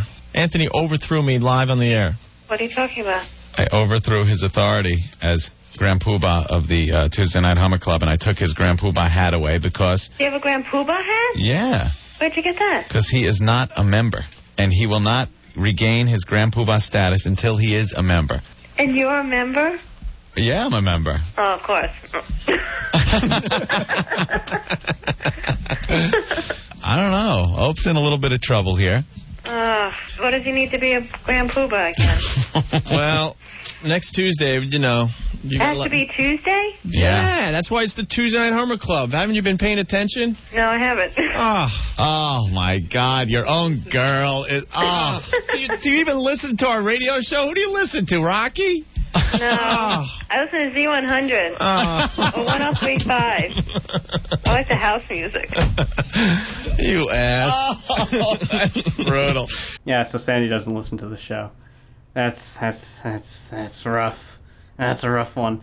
I think it's worth mentioning now that behind the scenes, Jen and Sandy are really good friends. Oh, and okay. Though they don't mention it on air, they kind of do double dates and stuff sometimes. They act like they don't really hang out, but apparently they do. No. So they kind of have a little relationship there, which is nice. Up next, I know it pained him to do it, but Opie's got to tell an embarrassing story. A story he hates telling. Oh. Hey, freckle-faced kid with the glasses, you don't have a nickname. Stand up. This is what they did to me. Stand up in math class, 7th grade. So I stand up, I'm thin, got my stupid tube socks up to my knees, my cut-off jean shorts because we were too poor to get the real ones. Sitting there with my glasses, my freaking cowlick, in front of the whole class. I was mortified. A lot of detail, which normally is the characterizations of a lie. When you add more and more details. There weren't nearly this many supporting details last time I told the story. Yeah, no. I don't remember if the rest of the clip is important to play. It's basically the same story again. But what I did want to mention now that he reminded me, talking about the being too poor to have actual tube socks, he's told more stories about how destitute they were. Right. So I am inclined to believe that that is a shoot. Opie would have to bring his lunch to school in a used emptied concrete bag. What's a concrete bag? Oh, like a bag you'd get concrete in. I don't know what that looks like. Is it just like a bag? Yeah, it's just a big bag that you'd have to crumple up and roll up and yeah. And that a delicacy with his grandma was margarine and sugar sandwiches. Ooh, yeah. Yeah. So people call up and rag him about that a little bit, but you know. Backstory to this. On the previous day of the episode, they had a bit where they were doing this Furby police. Furbies is the biggest toy of this Christmas season coming up. So what they would do is they would go through the newspaper, find classifieds as people who were reselling Furbies for a lot of money, calling them up and fucking with them. Anthony one time calls up and says he's like a lawyer from Mattel. And another time he calls up and he pretends like he's a mafia boss. And he's like, hey, we can be partners. I'll move the product for you, but you only get 10%. And that was the bit. And then the woman who he talks to puts her son on the phone, who does sound like he's tough shit and does actually give him a lot of pushback on it. And it is kind of funny, but it also kind of gets a little intimidating and scary. Yeah, okay. And management says that they can't play that bit anymore because it could have been dangerous. You ruined it. You ruined it. So this is their reaction to management telling them they can't play the bit anymore. And tell me if this doesn't sound like a line of speaking that Anthony would just do today. That's great. It's great that you just can't even say anything anymore. You can't talk. You can't watch things. Every second, another personal freedom is getting ready to be snatched out from under people. And no one seems to care. Our personal freedoms on the show are being taken away. This is the second bit in 2 weeks. All the time. Just personal freedom snatched away. Yeah. And everyone just walks along the merry way and goes, oh, well, it's just one. And then before you know it, there's 10. And then 100. And then you can't do anything anymore. No. You can't do anything anymore because I couldn't play this Furby police bit. I can't prank people anymore. I can't waste people's time and pretend that I'm gonna threaten. Because don't they realize that they're threatening? Yeah, that they're calling people up and threatening them. Yeah. And not telling them they're on the radio, so I don't know how that's legal or real. Yeah. I need clarification on this. It's so strange that one is to me. Weird because why would you put a lot of effort into a bit if you know it's gonna be quote unquote canceled? Yeah, and a lot of these are pre-recorded. Yeah. Still, at this point, a lot of the phone calls and bits are all pre-recorded. It's very funny. They'll come out of music, they'll talk for a minute, and then they'll say, hey, we got so-and-so on the line who wants to talk about whatever. And Anthony's like, oh, okay. And then the tone in Opie's voice will change dramatically, and it'll just be like, Opie and Anthony! And you hear music in the background, and it's because they're taking the phone call when the music is playing. Yeah, what the fuck? It's not even clever. So coming out of complaining about not being able to play bits, they do actually talk about a story in the news. And I have details about it. This is a little bit of fun we can have. And this will happen more and more as they actually start to talk about some shit. We could talk about a news story from the time period and actually give historical background about what was actually the reality of the situation. All right, well, now what are we going to do? We had this whole break plan, but they ran down and said we can't play that. All right, let's talk about Mariah's ass. Mariah's ass? Why are we going to talk about Mariah Carey's ass? Well, I'm looking in the paper, and she's got a rash. Oh, she's got a rash. Pop goddess Mariah Carey says she's suffering from a stress-related skin disease that turns simple scratches on her skin into angry red welts. Mariah's got rashes. That's got to be interesting. And, wait, and she's saying it's from stress? Yeah. No, I think it's from Puffy's afro. It all depends on where the rashes are. Well, I'd hate to even wonder about that one. You gotta think about it. Now she's blaming her rash on Tommy Mottola. Oh, the guy that made her. Yeah, I see. She's gone around for the past since the divorce, and just badmouthed this guy. Well, she badmouths him carefully, just enough, because she doesn't want, him to wreck her career, because, he's the head of her label still. Hey, whether the guy's a jerk or not, she climbed into bed with him, That's it. And she's just saying. She claimed she was held captive and all this stuff in this mansion. I was held captive in a mansion. I saw an old gnarly woman pushing a shopping cart down the street saying, "Paul Mariah." I highly doubt that. I doubt you'd even get within a few feet of a black woman, personally. Yeah. So yeah, I've got details because since '98, Mariah Carey's written a few memoirs and books and done a lot of interviews. Oh, yeah. So we can find out a little bit about this. Yeah, what the fuck is going on? In Mariah Carey's 2020 memoir, The Meaning of Mariah Carey, the singer wrote that she felt Mottola was too overbearing, according to US Weekly. She described him as like humidity, inescapable, adding, "It felt like he was cutting off my circulation, keeping me from my friends and what little family I had. I couldn't talk to anyone that wasn't under Tommy's control. I couldn't go out or do anything with anybody. I couldn't move freely in my own house." She continued, writing that she kept a to-go bag filled with essentials under her bed in case she ever needed to escape from Mottola, who allegedly monitored her every minute by minute, day to day, year after year. While speaking to Cosmopolitan in 2019, Carey reflected on her wedding and the accompanying honeymoon. "You might want to picture a child bride," Carey said. "There was a conscious effort to keep me as this all-American, whatever that means, girl. It was very controlled. There was no freedom for me as a human being. It was almost like being a prisoner." Oof. In a 2005 interview with American Magazine, Carrie stated that the public never saw any of her personal life. No one saw me on the honeymoon, running down on the beach, miserable, crying, and alone. I just feel like this might be relevant. I got married in 1991, after Jennifer and I had been dating for only a very short period of time. I was pushed into marrying her. She had her hooks in me, and I couldn't say no. So I walked right up to the Justice of the Peace and said, I do, knowing full well I didn't. I didn't want to be married to this girl from the get-go. But how could I get out of it? I felt like when you sit on a roller coaster and they put that bar down and tell you to put your hands and feet in, I knew I was done. There's no getting off once it's clicking up that fucking track. I was on for the ride, and it sucked. I hated it. On the very first night of our marriage, just a few hours after we exchanged our vows, I found myself in bed, lying on my back, while she was next to me in what could be called an alcoholic coma. I felt a single tear roll down my cheek, and I was thinking, why the fuck did I just do this? Sounds a bit comparable. Yeah. You know, maybe. A little bit. Carrie also revealed that her home had monitor-sensitive cameras inside and out, and described an incident where she hid in her shoe closet to have a private conversation. She described having to sneak downstairs for a snack or to sit at a table and write down some lyrics, but every time, right as I would start to settle into the calm of the quiet dark and begin to find my breath, beep, beep, the intercom would go off.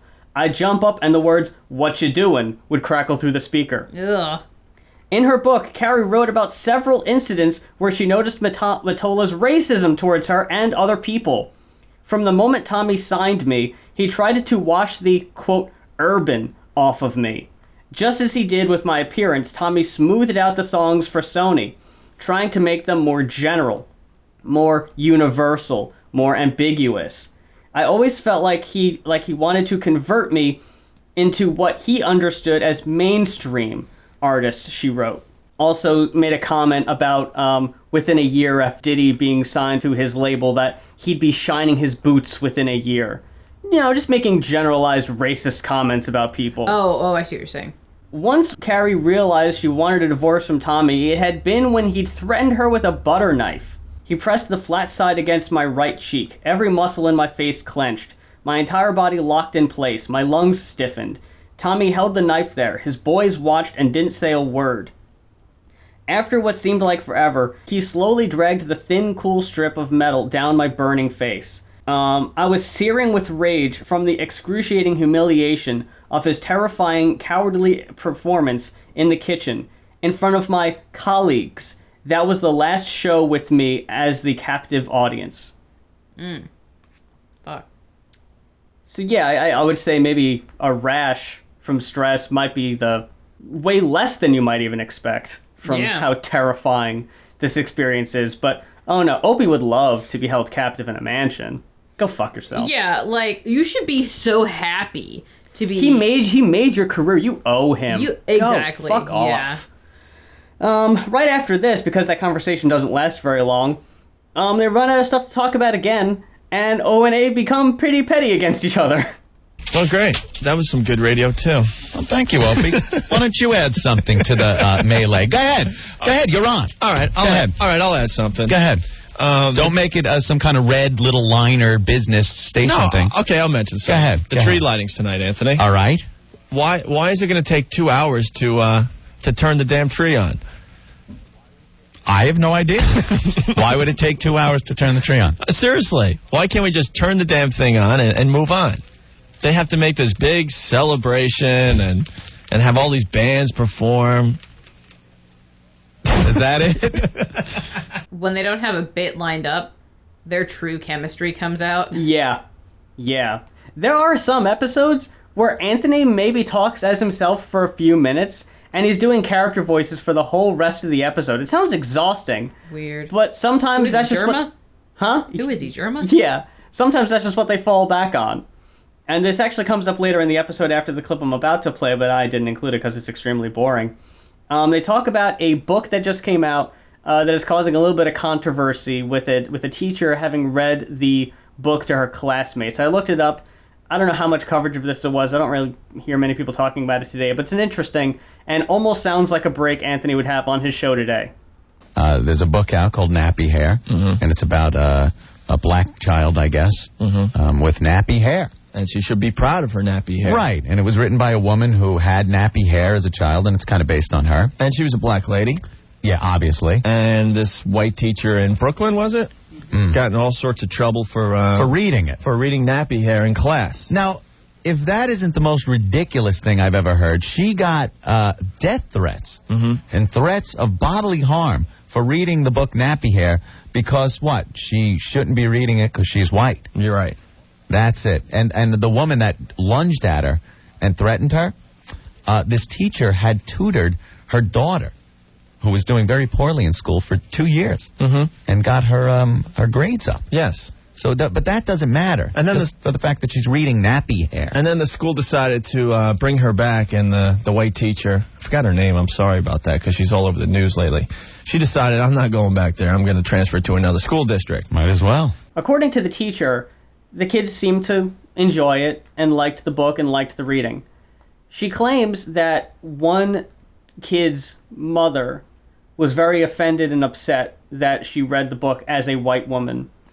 And what was the race of the kid and the parent? Black. Okay.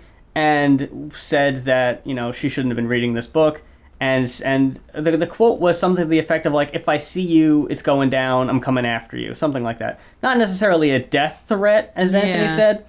It is an odd story, I will admit. What else did this white teacher say about the book? It just says that she read the book, like she presented the book. They realized it's okay if a black person reads the book, it's not okay if a white person reads the book. Okay? So they decide that, in character, Anthony is going to read a portion of the book later in the show. Yeah. Now, he does a Reverend Al Sharpton impression. So, if he was going to read the book as anybody, I kind of imagined it would be Reverend Al, because he's black, and that's the point you're making, that a black person can read it, but a white person can't. But he reads it as William Shatner, as Captain Kirk, and that negates the whole point of the bit. What? So having heard Anthony read the words in the book, it would be weird if a white person read the book. 2 months later, just before Thanksgiving break, a parent found a pack of pages from in her daughter's folder. The title did not make her happy, according to Board of Education spokesman J.D. LaRock, who explained that she and some other parents at the predominantly black and Hispanic school interpreted as a racial slur. Right. The fact that a white teacher is saying what they consider to be a racial slur is the problem they had. Black folks and black women aren't a monolith. That is true, yeah. There could be... I've known plenty of black women and black folks who... I went to school with a lot of black women in beauty school. It's just like using that word. It's like it implies something that is tangled and like a nest or something, and I don't even know the root of the word, the origin of the word. It could be something terrible. I had a teacher, the first time I learned that it was derogatory was in beauty school. A black teacher told me, it was just like, never refer to a client's hair as that. And she was like, especially if you're white. But none of us should be using it to describe other people's hair, of course. I mean, even to localize it, there's plenty of queer people who don't like the word queer. Yeah, so exactly. Even if it was like a queer teacher, let's just say, saying the word, maybe they're not a fan of the word. That could be that thing. I had learned about the word being a slur when Don Imus got fired. Oh, right, yeah. And it's very interesting to hear how many times Owen Air is saying it in this segment. Yeah, I didn't consider it to be like slur territory, but that's fair. And it very well could to some people, yeah. The topic comes up, the question of which one is, and I'll quote Opie, crueler. I don't know. The donut? Yeah. I don't know if you noticed it. We should get some donuts later. Okay. Ooh, I don't know if you noticed it during the Carol Miller bit. It was a very minor thing, but Opie said, "Me and Anthony and I." Do you remember the last time when a mom called up and said that Opie had really poor grammar, and that was the main thing she took issue with, and that it could be impressionable to children? Oh, yeah. It became a bit where people were actually sending grammar worksheets into Opie because it was so bad, and he had a really hard time pronouncing certain words. That comes up sometimes, and it kind of becomes a goof, which, I don't know, man. Leave him alone. In that Yeah, of regard. all the things to I know. pick at somebody about. And one of the things that people were, like, annoyed by was how frequently Opie said me and Anthony. So it's funny that you even hear Anthony chuckle, because in that argument, that tense argument, Opie still takes a second to try to correct himself. Like, Anthony and I've literally edited books. Mm. I've literally edited. I've been a copy editor for for multiple publications before. I will be one of the first people to fucking tell you, as long as the point gets across, Yeah. it doesn't fucking matter. One of these days, we are going to get on the subject, who's crueler. We've done... I'm pretty sure Anthony stops and laughs there because he said crueler. Hell yeah. I just noticed that. We've talked about this before. You are by far the cruelest out of the two of us. Example. Example. And you're going to give examples before I went through therapy, but go ahead. Therapy. Example. What kind of therapy have you been through? To this day, I have no idea if Opie has underwent any formal therapy. He'll say he's been working on himself, but that's as specific as I've personally heard him be. If at some point he has actually said and talked about having gone through therapy, anyone is more than welcome to let me know. I myself haven't heard it. It's not really important. The segment went on to play a clip of Opie telling a kid there was no Santa Claus, and a time he told an old woman who called Opie by mistake that her elderly friend she was attempting to call was dead. These are the bits that Anthony has to present that Opie is far more cruel than Anthony is.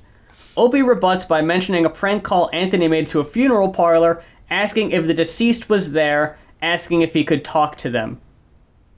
Not mentioning Anthony's racism or anything. Yeah. That's Opie's example of how cruel Anthony can be. He called a funeral parlor, asks, is Frank there? And he was, yes, he's here today. Okay, cool. Can you put him on the phone, please? He's the deceased? Oh. Yeah, can I talk to him for a minute? That's like the bit. Because even now, with how many racist impressions Anthony does, Opie still manages to come off even worse, with his viewpoints usually being expressed angrily with no intention of being funny. Oh, okay. Whenever Opie makes a comment, it usually sounds very targeted. So even if you want to make some argument of, oh, Anthony's just doing goofy impressions, at least he's trying to add some type of humor to the show. Yeah. Opie's seems like genuine, deep-seated racism, which we know Anthony has also. Oh, yeah, it just comes out differently. He was better at masking it back then. In these instances, Anthony is usually acting shocked and refusing to be part of Opie's remarks or offering a somewhat nuanced take somewhere in the middle. They have this bell, like a bellboy bell, that someone at some point, one of Anthony's childhood friends, gave Anthony as a little gift. Hey, you could use this on your show. You'll hear Anthony using slide whistles, kazoos, megaphones, random bits to make noises in the studio. So they gave him this bell. Anthony uses this when sometimes a discussion goes too far. Waiter, we're done here. You can we're getting out of here. And that's the bit. This evolves to the inappropriate bell. This turns into where people could just straight up say slurs, and in the background you'll just hear the bell going off. And that's the acknowledgement that things have gone a bit too far. I just wanted to mention that. Sounds like a Pavlovian reward system, because no one's actually going to get punished, I imagine. No, never. No. Someone writes in to inform Opie that his sister is in the Tuesday Night Hummer Club. Congrats, your sister is a member of the Tuesday Night Hummer Club, 5th. Oh, that's so gross. That ain't right. My sister's 10.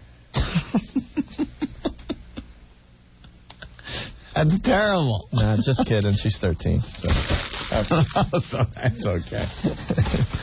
No, actually, that's my sister who's married. I just don't ever want to know that my parents are having sex or my sister is having sex. I just don't want to know about it. Little news, they have. Opie. I included that for the very specific reason that it's been a topic of conversation about Opie and Sandy being members of the Tuesday Night Hummer Clubs, and Sandy is their producer Rick's sister. So he hears about this pretty frequently. Yeah, I forgot about that. Double standard there. Yeah, it's not a super important detail. It's just like I just wanted to throw that in there. Same with this. An example of Opie being freaking pissed off. Oh. This was in the wrong CD case, Rick. Oops. I'm livid. Somebody is just not with the program around here. You know, I'm freaking pissed off. I want to break something. They keep putting the wrong CDs in the CD cases around here. Yeah, I can't tell if that's genuine anger on Opie's part. He does this Alex Jones type, like, oh, so freaking mad. I like how he comes back and he's like, I want to break something. Yeah, and then he goes into his, like, man, I want to break some voice. Like, what was that? They start to form this narrative that all the other DJs on the station suck, and they're, like, unintentionally sabotaging O&A's show to make it more difficult for them by blaming them for putting the wrong CDs in different cases and stuff like that. That is pretty fucking annoying. It is. Especially on a radio station. Yeah, have for a me, little bit. I would do that with my own shit all the time, but... Again, it is justifiable. I don't know if that voice you did was weird. No, you've never heard me when I'm walking into the room and I, like, stub my toe and I'm like, oh, I want to break something. I have heard that. You're right. Oh, I want to break something. So in addition to the Tuesday Night Hummer Club, we have another day bit. Not Wednesday yet, but Friday. F-U Friday. When you could write in a gripe and complain about things. Your boss, your spouse, your partner, your cat, anybody, co-worker, it doesn't matter. So they get an interesting one here. Dear Opie and Anthony, I have a big F-U shout-out for WNEW alumni Dave Herman. Dave Herman was the morning DJ. He and Scott Muni, staple of New York radio. Scott Muni has been there since, I think, the 70s. He's been with the station for 30 years. Mm-hmm. As has Dave, apparently. I don't know so much about Dave Herman. But they were both released in, like, the second week in November in 98. In an attempt to shake things up, steer the station in a new direction. And I guess they thought the most figurative way of doing this is let's get rid of the two people who have been the biggest staples here. That's going to send a message that we're serious about wanting to change direction. So Dave Herman was recently fired. And here, Dave Herman's estranged wife, Libby, writes in with an FU. Uh-oh. I don't know if you're aware of it or not, but we're in the process of getting a divorce. He has, placed a restraining order on me because he thought I would spousally abuse him. Now, these are all Libby's allegations. Yes. 2, underhandedly took custody of my 2 children. I got them back. And 3, he is not paying child support. Now, these are Libby's allegations. We are just reading them verbatim from her facts. I understand if you have reservations about shouting out this particular FU, not very PC, perhaps. Maybe as a public service, you can give my garage sale a plug. See attached. Whatever. I enjoyed listening to you guys. Good luck there. Libby Herman. See attached. Oh, no. It's another fax that says Dave Herman sellout sale. Holy cow. He's selling his stuff. Rock and roll radio fans may have heard that radio legend Dave Herman was recently fired from his job as morning man at NEW. Let his loss be your gain. Oh, no! This is awful. In order to make ends meet, I will be having a giant blowout garage sale. Some items include rock and roll memorabilia, signed items from some of your favorite classic artists, even some of Dave's clothes, including his trademark hats. This is just ruthless. Yes, you can own a piece of rock and roll history. And then it just lists all the items and furniture and all sorts of stuff, and there's a phone number here. This is a shoot. I regret to inform you. This is like the kind of thing that they always wish would land in their lap. Exactly. That's why I'm like, is this real? This seems too good to be true. They do acknowledge that a very similar bit did happen on Howard's show. Oh my fucking god. But they ensure us that this is 100% legit. is it legit in terms that they didn't do it? Yes. Or is it legit in terms of it was actually a fax from her? Yes. Both. But how do you know that? What's the age difference? 23 years. Wow. But, that's not even the issue, right? Yeah. Well, now what's this restraining order? Well, he thought that I was going to abuse him or something. He thought I was going to attack him, I guess. I don't know. I swear to God, it blew me away. You ever beat him up? I don't know. I'm going to take the fifth on that. No. Did I ever beat him up? Who's married? I forget who's married. Anthony's married. Yeah. Now, has your wife ever gotten so PO'd at you that she, like, karate chopped you or something? Please say yes. No, we're not a hitting couple. No. I mean, he just, when heated argument, he was in my face, and I kind of went back. I did like a, one of those, yeah. Well, you could break his hip. You do that. You hit him too hard. I don't know my own strength. We'll have to hit his life call pendant. I have been power walking and working out, so. Dave Herman ended up suing WNEW and O&A for a $10 million defamation lawsuit in December of 1999, also seeking to be paid his severance. He claimed he was stiffed after he was fired after 3 decades with the station. Oh. It came out also in the lawsuit that a producer who worked at the station was secretly recording O&A off air. He had a device in the studio that was recording Opie and Anthony's conversations when they weren't on the radio to try to get them and trying to conspire against him. Was this that one place that you were talking about earlier? What's that? Oh, Project Veritas. Yeah, was it Project Veritas? Oh, no. Herman did lose that lawsuit, and unfortunately it only gets worse from there.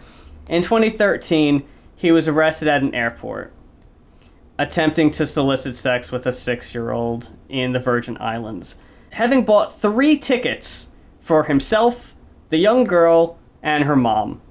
The woman Dave believed was the mother of the young girl was an agent at the Department of Homeland Security and had been monitoring Herman for 11 months. He died in jail awaiting trial the following year at the age of 78. Details came out about it, and it's gruesome. And I'm not sharing any of it. That is so, like... It's horrible. Did they... Wait, when did Opie and Anthony do a bit on that stuff that happened? Yeah. Oh, God. It came out, and they talked about the news story and how much of a dick Dave was. And I hate how sensational newspapers can be. You want to know what the fucking headline for the story was? Herman Monster. Come on, man. Even if he was, that's just tacky. Do better. You know, earlier when you were reading off that scholarly article, not headline, but title, and you were like, God, it's so wordy. Yeah. I'd prefer that because it actually gives you information.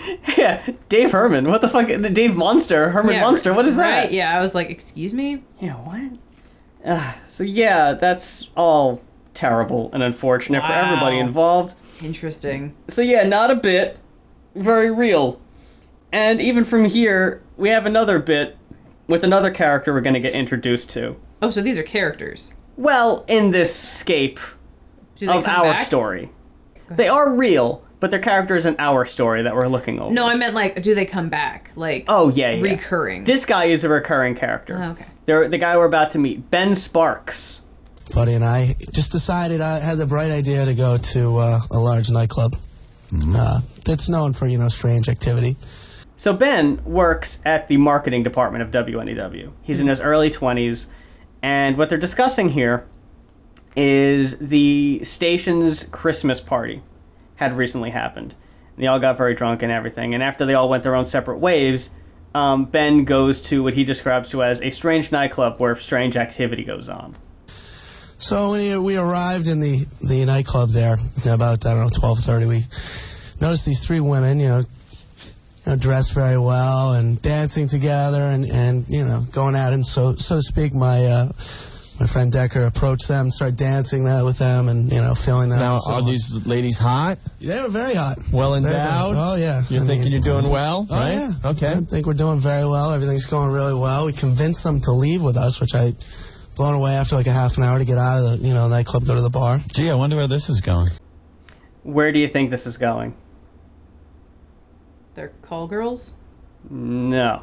So when, Ben, did you find out that they had a slot? Let's get right to the point here. Well, we arrived. Let's jump ahead in your cute little story. We were talking at the bar about how we had met. I was with one of them. My friend was off with the other one, and she said, "Well, that's great that you don't have any problem with transsexuality." And she goes, "You're not getting freaked out," and I was totally freaked out at this moment. Wait. You can stop saying she now. Yeah, well, he. There's no bulge or anything, you know. And I asked her how. I said, "Well, technology or he or whatever you want to call it." I said, "Technology's pretty great because I would have never known." She said, "Well, or he. We would find out if we had gotten intimate." So at that moment, so I've been traumatized all weekend. You were hanging out with a chick with nuts. When someone is being really transphobic, the only time that they choose to respect what they consider the person's pronouns is to misgender them. But they're still, in their own head, trying to give them the, quote, right pronouns. Yeah. It's interesting. Ben, to his credit, consistently through the story, is still using correct pronouns. Yeah. Until he is corrected. He's like bullied into it. Bullied to then misgender, but still continues to correctly. Yeah, like he has to uncorrect himself. Exactly. Yeah, to appease O&A for the bit here. They talk about this for a really long time, and there's so much to talk about. There's so much to delve into. How didn't you know? The reason that I should have just gone with my first instinct was because it was so glaringly obvious, because I knew it would either be sex workers or they were trans women, because and they were dressed so nice and they were hot. Wow, and they were what a so well surprise. endowed, and it's just like as if those are like red flags to be like, well, it's a setup to the surprise reveal. You would never have known. It's like never would it's have almost known. as if they're hot women or something. And again, to Ben's credit, this is 98. He refers to the women as transsexuals despite O&A consistently wanting to use slurs that he does not go along with. What?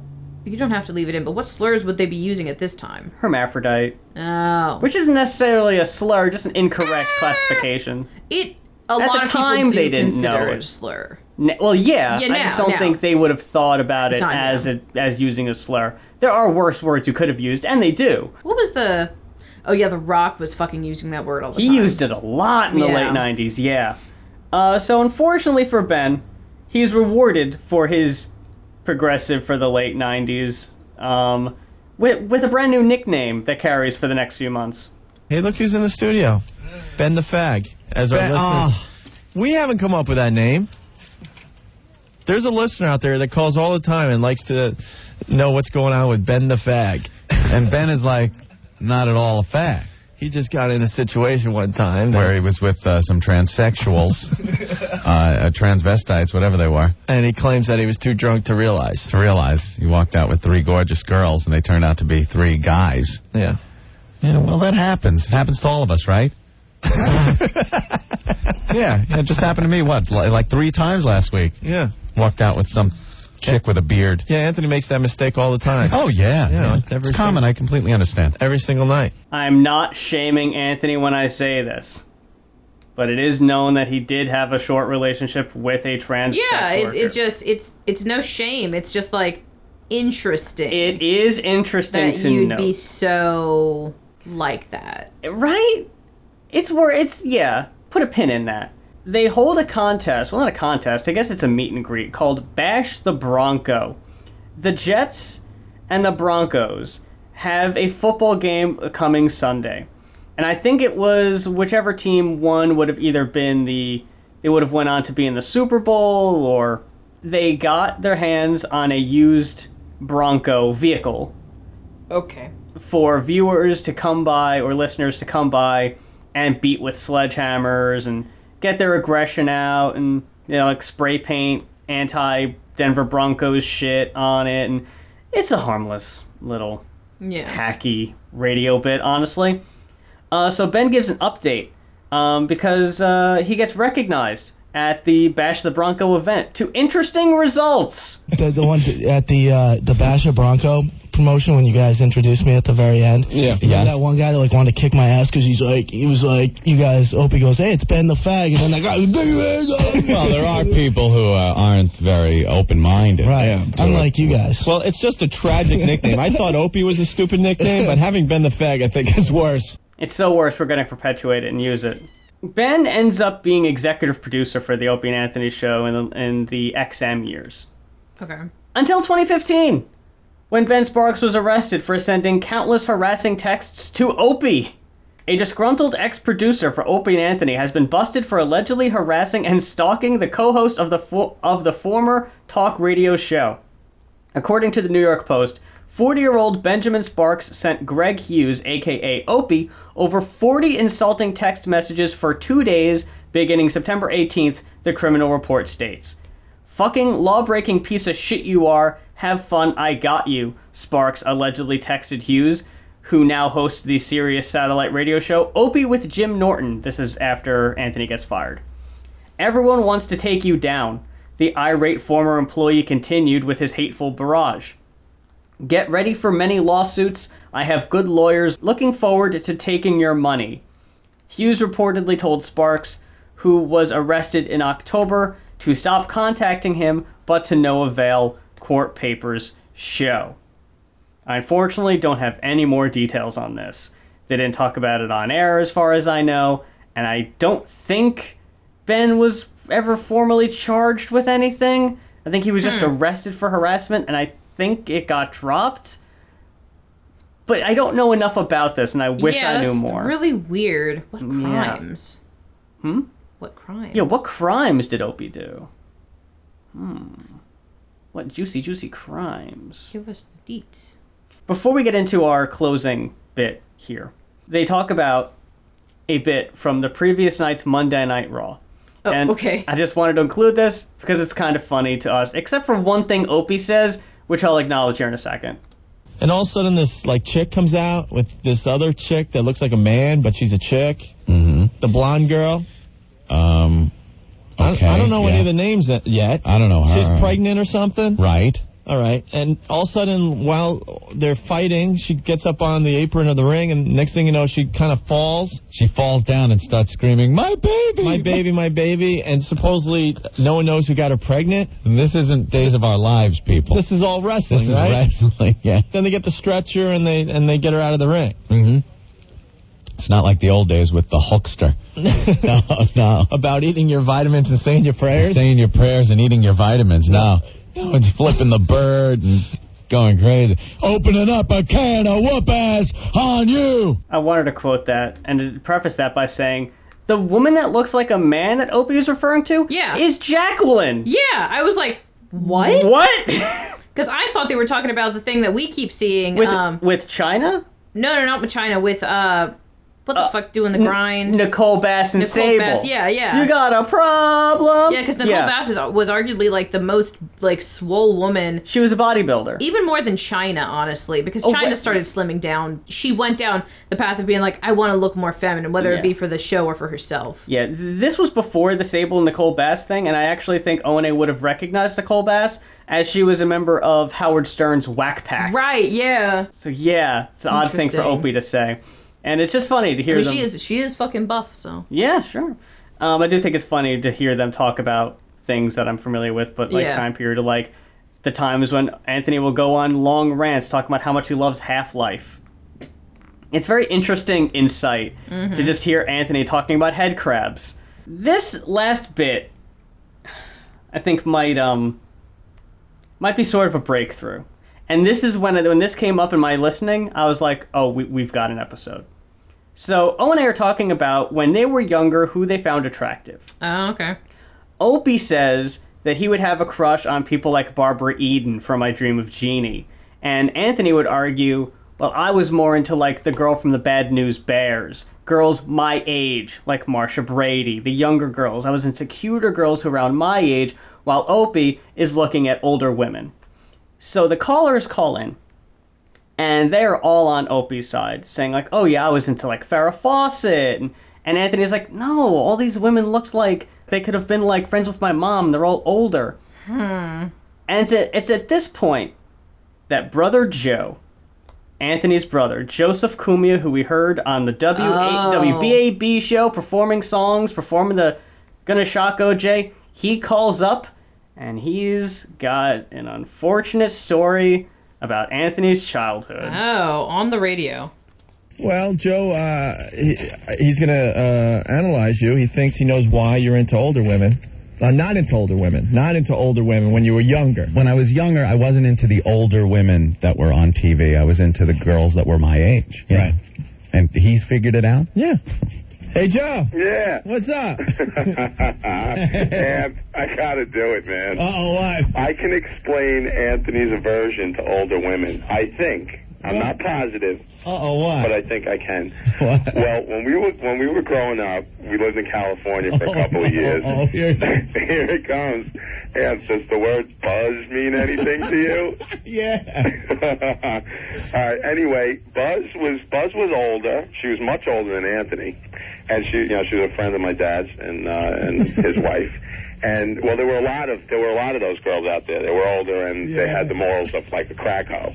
But this one particular girl, Buzz, was the first one to, let's say, let Anthony know the pleasures of manhood. And if my memory serves me correctly, and correct me if I'm wrong, because I don't want to lie, Buzz had a pretty nice bod. She had major dairy. She looked pretty good. Yeah. This is a terrible thing. I mean, it's the least thing to worry about this. But it's this catchphrase that... Major dairy? Yeah.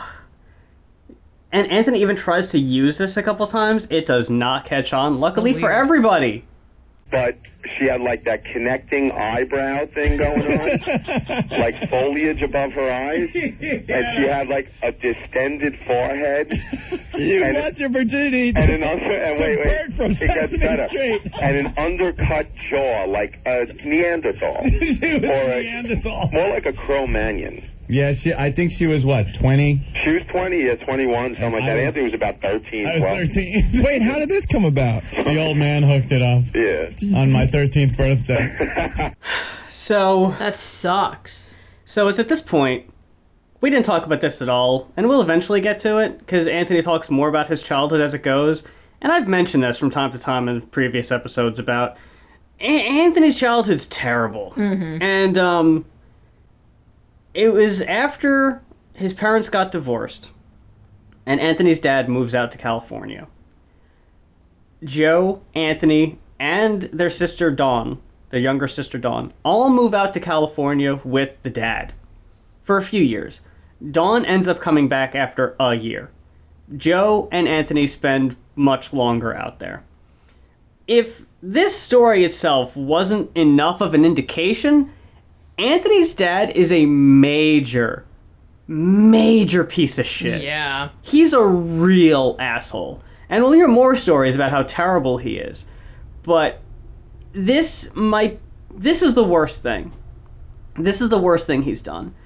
And the presentation of it is the most disturbing to me. Opie's laughing his ass off. Yeah.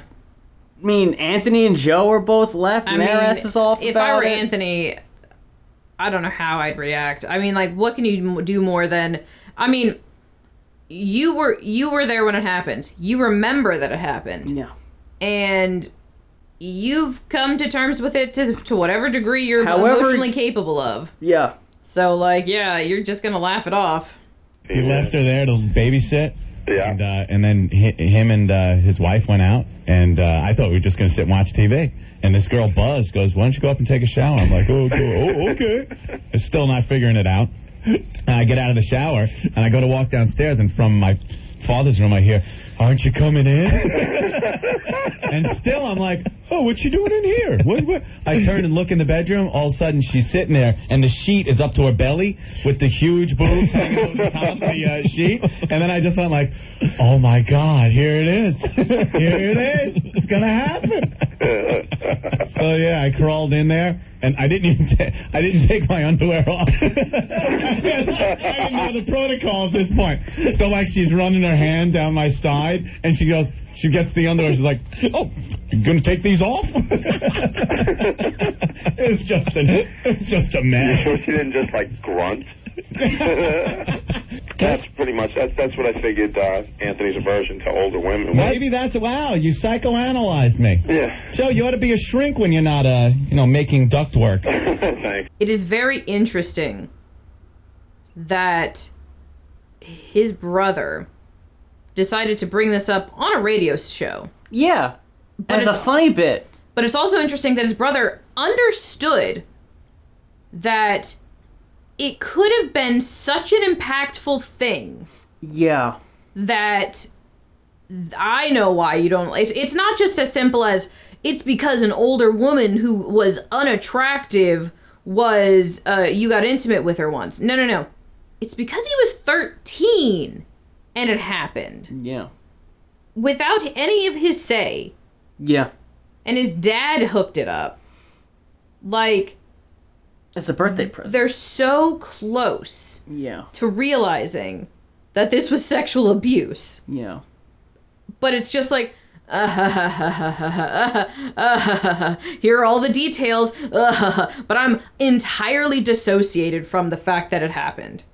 I can give you all, and the way that he's describing it is very indicative of him somewhere knowing it was abuse because he's just giving details. That's true. And a lot of times when someone is recalling sexual assault, they are extremely good at giving details, but they cannot get in touch with the emotional aspects of it. Like, at no point, I bet, does he go like, I was so excited, I was so scared, I was so happy, I felt like this was the best gift ever. Like, I doubt that he's going to get into actual emotions. After the next couple clips, I do have the audio where he talks about it in his book. Oh. And yeah, he does go about how it was like, oh, this was fucking amazing. Yeah, I have that too. I don't necessarily want to hear it, but I'm curious, like, is it like, oh, it was fucking amazing, and it was so great, or is it, and I just thought it was amazing, and I genuinely just like thought it was so great. I actually I don't need to play the audio. Yeah, what was it like? Well, mainly because he goes over most of the same story again, and a lot of it's repetitive details. But I can't actually play you. Actually, I'll just, well, let's look at the rest of this. He talks about how it changed his life forever. Yeah. And he says that he grew up from that moment, and that like childhood things weren't important to him anymore, and that he couldn't relate to other children anymore because he would talk about childish things, and he would say, yo, don't you realize none of this shit's important? Sex is important. I literally lost a chunk of childhood.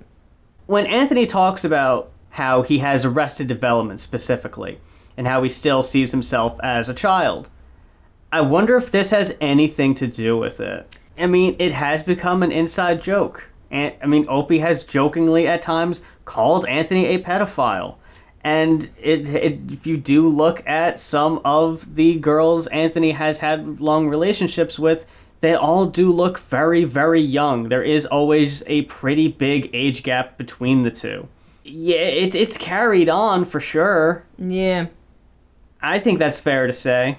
Yeah, it's definitely stuff there's information out there. Yeah. That makes you wonder. Well, really, why aren't you in a psychiatry? It's like a damn brush fire in here. The abuse starts on one guy. It's like, screw that. I'm fighting for dear life here. I'm fighting back. Yeah, I was on my way home. I just figured out how to, I had to give Opie some ammo. Well, wait a minute, what? Joe. First of all, at the same time in California, Joe was, what, a year and a half older than me. So what were you, 14? Yeah, about. Yeah, he's banging some 35-year-old chick that lived down the road. Susie Sheeping. Yeah, and I swear to God, she had hips on her like she could have birthed a baby hippo. Remember her? Yeah, I remember her. Oh, my God. What was going on back then? Your parents weren't protecting you. I don't know, man, but we were abused. thanks to the old going to man. say I was abused as a child. Where were the parental units? Oh, please. Halfway through the bottle of Jack. All right, man. Back in my day, all these snowflakes want everything handed to them. Back in my day, I was sexually assaulted. I'll just go ahead and say it. I was abused as a child. Huh. So Dawn calls in. Oh, Anthony, your sister's on the line here. Dawny? Dawny. What does she want? I think she wants to talk about you losing your virginity to the babysitter when you were 13 years old. Oh, God. My brother just abused me about that. And the babysitter was 20 and you were 13? Yes. Dawny! I don't believe this. What's up? You know, I am barely off the plane. I am in the parking lot at MacArthur, and I turn on the radio and go, oh, I can still hear a little bit of the boys. And I got to tune into that. Where was I, Anthony? We shared a bedroom at one point, if I remember correctly. I was only like, what, 10? That's why Buzz was babysitting. She wasn't babysitting for me. She was babysitting for you. Where was I? You were asleep. Anthony, one thing I remember, What? she was ugly. She was really ugly. I'm sorry. That's the worst part of it. Oh, if it was a hot old woman that was above your age and, like, totally a predator, would have been fine. It's interesting. I don't have any audio of this actually happening. I've only heard audio referencing it. But they were bashing Opie because the girl he lost his virginity to had a very thin, like, strip of hair down her back. Just like a hairier woman. Yeah. So sometimes that just happens. So naturally that evolves into Opie lost his virginity to a Wookiee. Oh, she had a mane.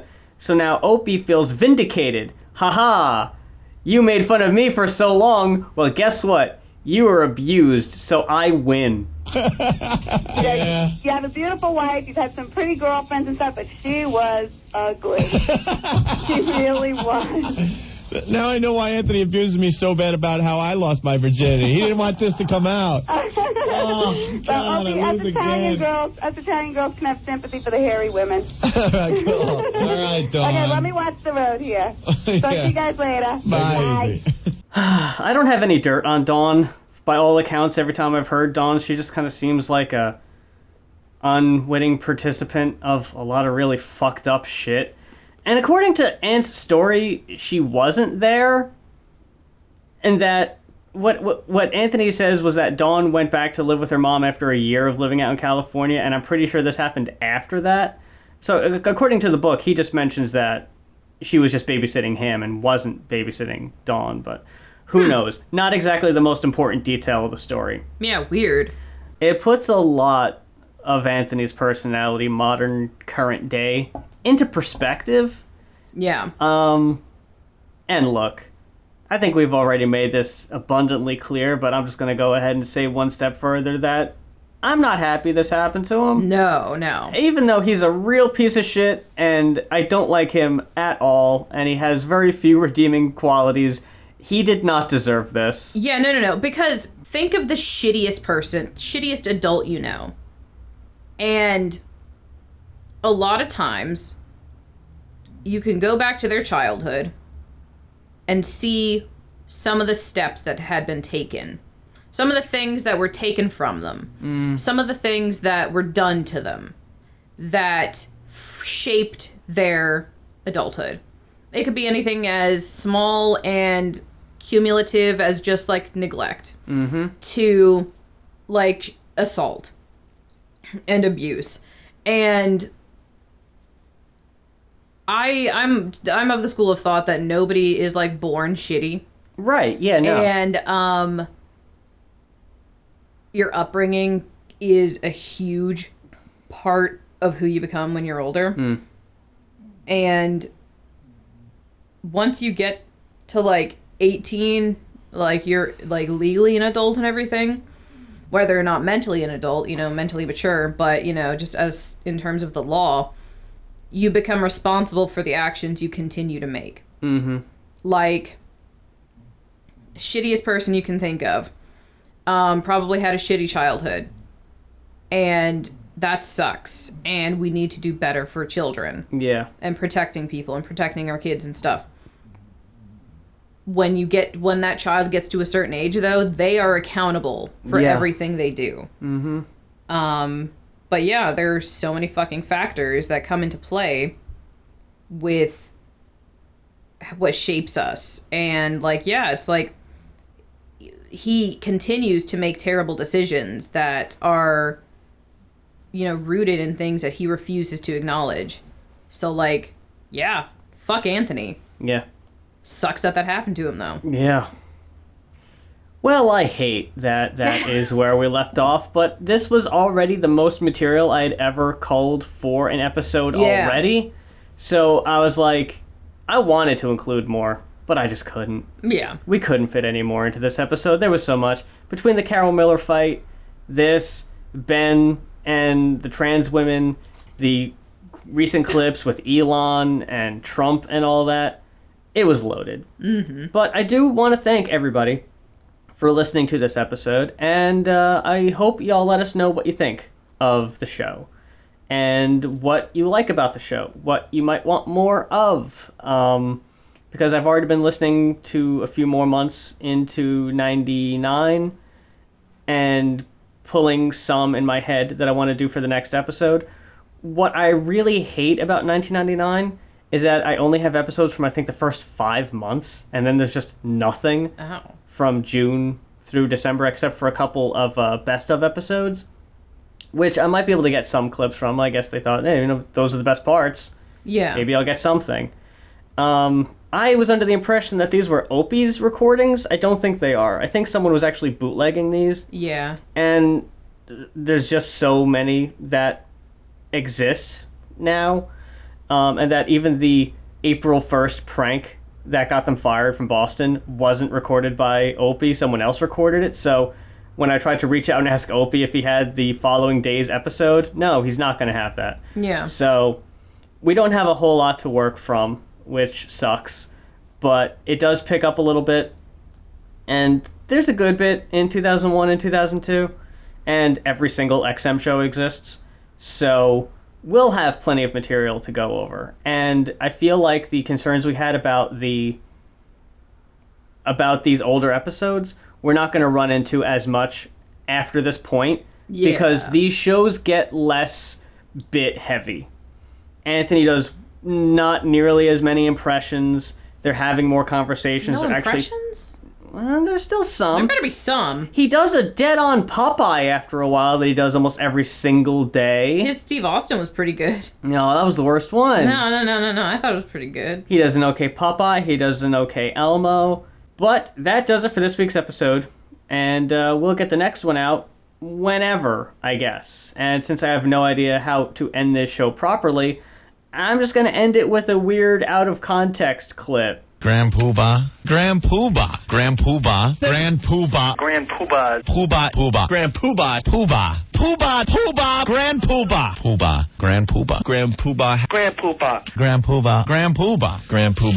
Grand Poobah. Grand Poobah. Grand Poobah. Grand Poobah. Grand Poobah. Grand Poobah. Grand Poobah. Grand Poobah. Grand Poobah. Grand Poobah. Poobah. Poobah. Poobah. Poobah. Grand Poobah. Grand Poobah. Grand Poobah hat. Grand Poobah hat? Grand Poobah. Grand Poobah. Grand Poobah. Grand Poobah. Grand Poobah. Grand Poobah. Grand Poobah. Poobah. I want to break something.